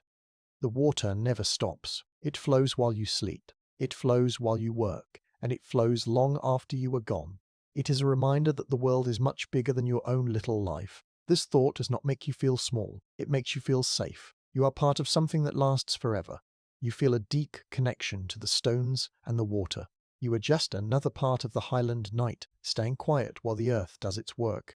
The fire is nearly gone now, but the heat in the room is still there. The night shift of the burn is the loudest thing in the room. You find yourself following the path of the water in your mind, down through the glens, into the wide rivers, and eventually out to the salt sea. It is a long journey, and you are just a resting point along the way. You feel a sense of pride in your little bothy. It is a place where a traveller can stop and listen to the music of the mountain before moving on. You close your eyes, letting the shush of the stream wash over you. The sound is so steady that it starts to feel like silence. It is a heavy, watery peace that pulls you down into a deeper rest. You feel the warmth of the dogs and the softness of the heather, but your mind is out there with the water, dancing over the rocks. You are the watchman of the Highland night, and the mountain is singing you to sleep. You take one last slow breath, and let the river of sound take you away. The bothy has fallen into a state of perfect, deep quiet. The storm has passed completely, leaving behind a world that feels as if it is holding its breath. The roar of the wind is gone. The heavy drumming of the rain has stopped. Even the mountain burn outside seems to have settled into a softer, more distant hum. You lie there in the dark, and for the first time tonight, you experience a moment of true, absolute silence. It is not an empty silence, but a heavy, solid one. It feels like a thick, velvet curtain has been drawn around the building. You can hear the very faint tick of a cooling stone in the wall, and the soft, slow rhythm of your own heartbeat in this deep night silence. The bothy feels like the only place in the whole world. You are tucked away in a tiny pocket of the Highlands, miles from any other human soul. This is the heart of the night shift. There is no one to talk to, no lights to see, and nothing to do but listen to the quiet. You find that your senses become very sharp. You can feel the weight of the air on your skin. You can hear the tiny rustle of a dry leaf moving across the dirt floor in a faint draft. It is a moment of reflection, where the noise of the day fades away and you are left with only your own thoughts. Here is a simple historical fact. For hundreds of years, the people of the Highlands believed that the middle of the night was a thin time. They thought that between the hours of midnight and the first light of dawn, the wall between the real world and the world of the spirits became thin. They treated this time with great respect. A shepherd would stay very quiet during these hours, not wanting to disturb the peace of the mountain. They believed the silence was a gift from the earth, a time for the land to heal and rest. You feel that kinnis now. It feels as if the mountain is very close to you, watching over you while you rest. You reach out your hand in the dark and touch a small, smooth object in your pocket. This is your tally stick. A specific micro-history detail is the tally stick. It is a small piece of hazel or willow wood about the size of a finger. Throughout the day, whenever you counted your sheep, you used your knife to cut a small notch into the wood for every 10 animals. It was a simple way to keep track of the flock without needing a pen or paper. You run your thumb over the notches now. They feel sharp and clean. You count them by touch in the dark. It tells you that your work is done and the count is right. This is a moment of deep atmospheric silence. You stop moving your thumb. You stop thinking about the sheep. You just let the quiet fill your ears. It is a very boring silence, but in a way that makes you feel incredibly relaxed. Your brain doesn't have to work to understand anything. There are no sounds to figure out. You're just a man in a stone room, and the room is still. You feel a deep sense of honor in being part of this quiet. It is a rare thing in the world to find a place this still. You realize that the silence is just as important as the fire or the food. It is what allows your soul to rest. The dogs are part of the silence too. They are so still that you might think they were made of stone. Every now and then, one of them lets out a long, slow breath through his nose, but it doesn't break the quiet. It only makes it feel deeper. They are not on guard anymore. They know the night is safe. You feel a sense of pride in your companions. They have worked hard, and now they are enjoying the same peace that you are. You are all three resting in the palm of the mountain's hand. You look at the colour of the dark. It is not a flat black. Because there are still tiny dying embers in the hearth, the dark has a very faint purple-red tint to it. You can just barely see the outline of the heavy wooden door and the square of the window. The shadows in the corners look deep and soft, like piles of black wool. You find it very beautiful. It is a quiet beauty that doesn't shout for attention. You feel as if you are looking at the world with your eyes closed. The smell of the room is now very faint. The peat smoke has drifted away, leaving only a dry, earthy scent. It smells like old dust, cold stone, and the sweet, fading honey of the heather. It is a very clean smell. It makes you feel as if the bothy has been washed by the silence. You take a slow, shallow breath, not wanting to make too much noise. You feel very light, as if you could float away from the floor. You think about the word stillness. Stillness is more than just not moving. It is a feeling of being exactly where you belong. You don't want to be anywhere else. You don't want to be in a warm house in a glen or a busy street in the town. You want to be right here, in the middle of the quiet mountain. You feel a deep connection to the stones of the wall. They have been still for 100 years, and you are learning how to be still like them. It is a very powerful lesson. The night shift of the silence is the most restful part of the night. It is when your body truly starts to heal from the long walk. You can feel the tension leaving your shoulders and your legs. Your mind becomes like a calm lake with no ripples. You are not thinking about the past or the future. You are just being. You are the watchman of the silence, and your watch is very easy tonight. You close your eyes and let the weight of the wool blankets press you down into the heather. The silence is like a heavy, warm liquid that is filling up your ears and your heart. It feels very safe. You know that nothing will disturb you now. The mountain is asleep, the storm is gone, and the world is at peace. You take one last, tiny breath and let the deep, dark quiet take you into the world of dreams. You are the master of the still night, and your world is good. You lie in the warm dark, and though your body is heavy with sleep, a small part of your mind stays awake, thinking of your sheep. This is the true heart of the night shift. Even when you are tucked behind thick stone walls, your spirit is out there on the dark hill with the flock.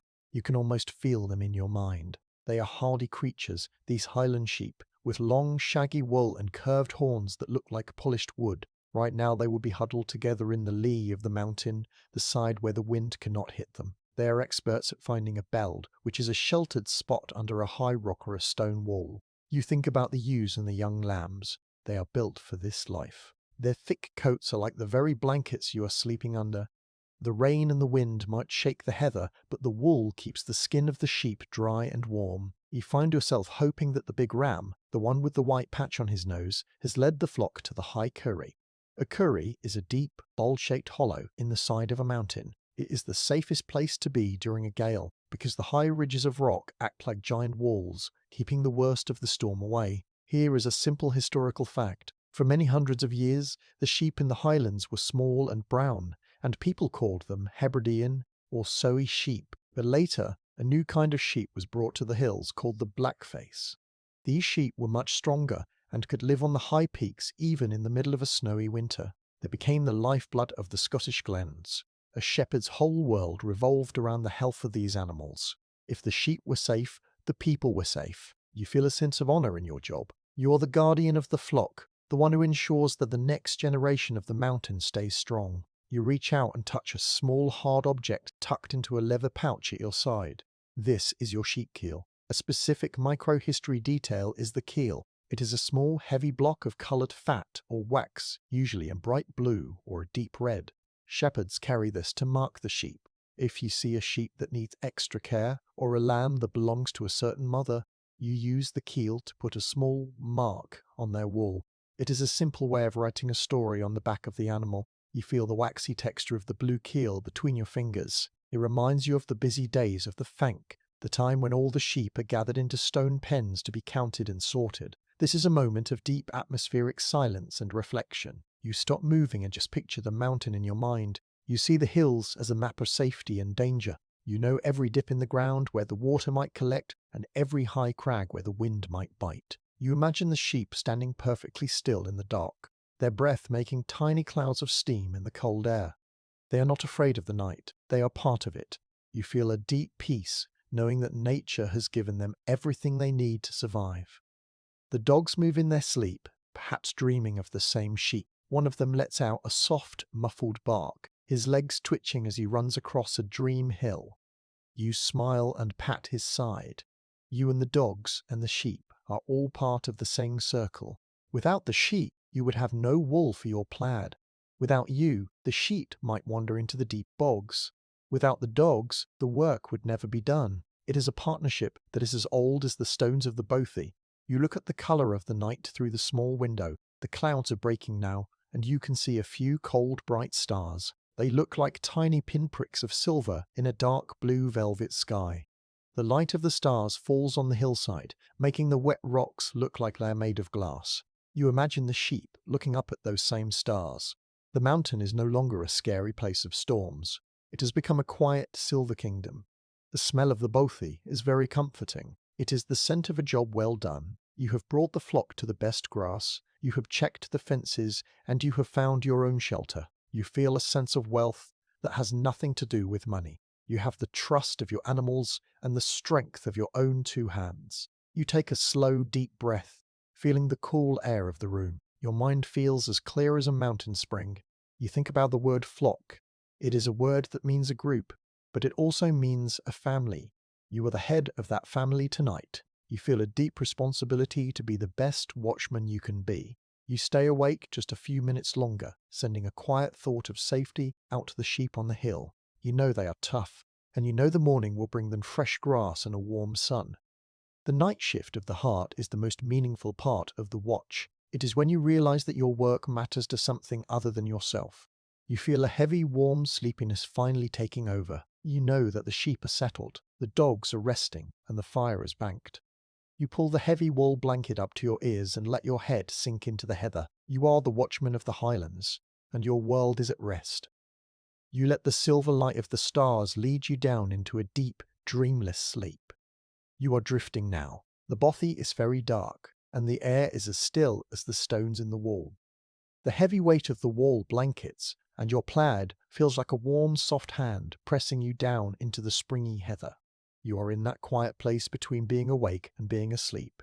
It is a peaceful place, where the sounds of the world start to turn into the shapes of dreams. You can feel the tips of the heather branches under your back, like 1,000 tiny fingers holding you up. The smell of the room, the sweet honey scent of the plants, and the deep, earthy ghost of the peat smoke is the last thing you notice before your eyes close for the final time tonight. In your mind, the walls of the bothy seem to grow soft. You are no longer just a man in a stone box. You are a part of the mountain itself. You dream of the hills as they look under a full moon. In your dream, the heather is not brown and dry, but a glowing silver. You see yourself walking over the high ridges with your dogs, but your feet do not feel heavy and the wind does not feel cold. It is a dream of the night shift where everything is easy and calm. You see the sheep huddling together, their wool shining like white clouds on the dark ground. They look up at you as you pass, their yellow eyes bright with a quiet kind of wisdom. Here is a simple historical fact. For many generations, people in the Highlands believed that dreams were a way of seeing into another world. They thought that when a person slept in a high bothy, their spirit would wander out onto the moor to talk to the spirits of the land. They called these spirits the Sith, which is an old word for the good people or fairies. They believed the Sith lived inside the green hills and looked after the animals. A shepherd would often leave a small piece of bread or a drop of milk on the doorstep of the bothy as a gift for these watchers of the night. It was their way of saying thank you for the safety of the hut. You feel a sense of honor in this dream, feeling as if the mountain is talking back to you in its own secret language. As you drift deeper, you feel a small hard object tucked into the corner of your heather bed, near your pillow. It is a Mary's nut. A specific microhistory detail is the Mary's nut. These are actually large brown seeds from a tropical tree that grow far away in the Caribbean. They fall into the ocean and are carried thousands of miles by the warm water currents until they wash up on the beaches of the Scottish Highlands. Shepherds and sailors would find them and keep them as lucky charms.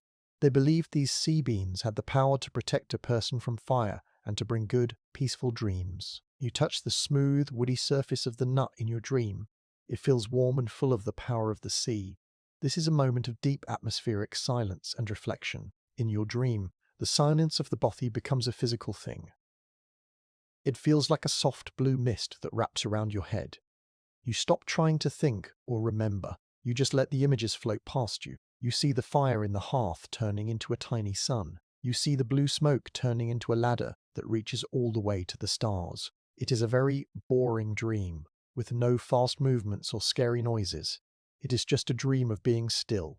You feel a deep sense of peace, knowing that you are exactly where you are supposed to be. The dogs are in your dreams too. You see them running through the high grass, their tails waving like flags. They are not working now. They are just playing. They jump over the small burns and chase the shadows of the clouds.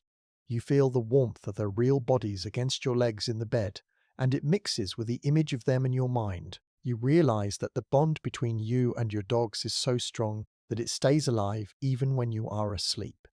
You are a pack in the world of light, and you are a pack in the world of shadows. It is a very comforting thought. You look at the color of your dream. It is full of deep greens, rich purples, and the soft grey of the mountain mist. Everything is soft and blurry at the edges. You feel as if you are swimming in a warm, dark pool. The sounds of the real world, the distant hum of the stream, and the tiny crackle of a cooling ember become part of the dream music. They sound like a low flute playing a slow, ancient tune. You find yourself smiling in your sleep. The night shift is the most beautiful time to dream because you are the only one awake to see these things. The smell of the room is still there, even in your sleep. It is the anchor that keeps you safe. Whenever you start to wander too far in your mind, the scent of the peat smoke brings you back to the warmth of the hearth. It is a friendly smell that tells you the bothy is still there, the walls are still thick, and the door is still barred. You take a slow, deep breath, feeling your chest rise and fall in time with the breathing of the dogs. You feel very heavy, as if you are made of the same stone as the walls. You think about the word rest. True rest is not just stopping work, it is letting your mind go free. In the town, people have rubbish in their heads worries about money, all the things they have to do. But here, your head is full of the mountain. You are thinking about the shape of the rocks and the sound of the water. You feel very clean and simple. You are a watchman who has finished his watch, and now you are enjoying the reward of a deep, honest sleep. You feel a sense of honor in this tiredness. You have earned this rest with every mile you walked and every peat block you cut. The bothy is a very safe place to dream. Nothing can get to you here. The stone is a shield and the wall is a cloak. You feel as if you are tucked away in the very center of the earth. The night shift of the dreams is the quietest part of the journey. It is where you find the strength for the next day. You watch a final image of a white sheep standing on a high peak, looking out over a silver sea, and then everything fades into a soft, warm darkness. You are no longer a person. You are just a heartbeat in the middle of the Highlands. You are the breath of the fire and the silence of the stone. You are the dream of the mountain. You let the heavy, golden peace take you all the way down into the deepest part of the night. The watch is steady, the fire is safe, and you are home. You stir gently as the first hint of a new day begins to touch the small window of the bothy. The deep, heavy dark of the middle night is slowly melting away. You open your eyes and see that the room is no longer black and red, but a very soft, dusty grey. The light is weak and pale, coming from far over the eastern ridges of the mountain. It is a quiet light that does not wake you up with a bang, but instead whispers to you that the night shift is coming to an end. You lie there for a few minutes, feeling the warmth that is still trapped inside your wool blankets and the springy heather bed. You feel very rested, as if the mountain itself has given you some of its strength while you slept. You look over at the hearth. The embers have finally gone out, leaving behind a neat pile of soft, silver-grey ash. The room is a bit cooler now, but the thick stone walls are still holding on to the heat they soaked up during the night. You can feel the cool air on your nose, but your body is still in a pocket of warmth. You reach out a hand and touch the younger dog, who is already awake and watching you with bright, happy eyes. He gives your hand a quick, warm lick. The older dog lets out a long, slow stretch, his claws making a soft scritch sound on the flat stones of the floor. They know it is time to start the day. Here is a simple historical fact. For centuries, the dawn watch was the most important time for a shepherd. In the Highlands, the weather can change in a few minutes. A shepherd would wake up just before the sun to look at the sky. If the clouds were a certain shade of red, or if the mist was hanging low in the valleys, he would know what the day would bring. They didn't have a wireless or a paper to tell them the weather. They had the breath of the morning. You feel a sense of honor as you take your place in this old routine. You are the first person to see the world today. You sit up and reach for your boots. They are dry and warm from sitting near the hearth. As you pull the thick leather on, you notice a small, simple object sitting on the ledge. It is a horn comb. A specific microhistory detail is the horn comb. It is a flat piece of cow horn with thin teeth carved into one side. Shepherds use these to tidy their hair and beards in the morning, but also to comb out any bits of heather or wool that got stuck in their clothes. You run the comb through your hair, feeling the smooth, natural material. It is a small act of care that makes you feel ready to face the world again. You tuck the comb into your pocket, right next to your tally stick. This is a moment of deep, atmospheric silence and reflection. You stand up and walk to the small window. You wipe a patch of breath from the glass with your sleeve. Outside, the world is a beautiful pale blue. The storm has left the mountain looking clean and new. You see the burn splashing over the rocks, the water looking like liquid silver in the early light. The heather is wet and sparkling with raindrops that look like tiny diamonds. Everything is still. There is no wind, only the sound of the water and the distant cry of a grouse on the moor. You feel a deep sense of peace. You have survived the night, and a new day is waiting for you. You walk to the door and lift the heavy wooden bar. It makes a solid wooden clack as you set it aside. You press the iron latch and pull the door open. A rush of fresh, cold mountain air hits your face. It smells of wet earth, clean stone, and the sweetness of the high hills. It is the best smell in the world. You step out onto the grass, your dogs trotting ahead of you. You look up and see the first sliver of the sun peeking over the edge of the world. The night shift is over. You have kept the watch, you have stayed warm, and you have protected your flock. The long night has passed, and the world is waking up around you. You can feel the gentle weight of the night lifting off your shoulders, replaced by the light and the promise of the morning. The shadows that danced on the stone walls are gone now, replaced by the steady, honest light of the sun. You are safe, you are safe, you are strong, and you are ready for the path ahead. The mountain is no longer a place of mystery and storms, but a friend that has looked after you through the dark. You feel a deep, quiet joy in your heart as you watch the light spread across the purple hills. The air is getting warmer with every breath you take. You look back at the little stone bothy, sitting steady and quiet against the mountainside. It has done its job well. It has been your fortress and your home. You feel a sense of gratitude for the stones, the peat, and the heavy wool that kept you safe. The dogs are waiting for you by the stream, their tails wagging in the soft light. Everything is as it should be. You take one last long breath of the morning air, feeling the peace of the Highlands fill your soul. Your work is done, and your rest was good. The sun is rising, the gates are opening, the watch is ended.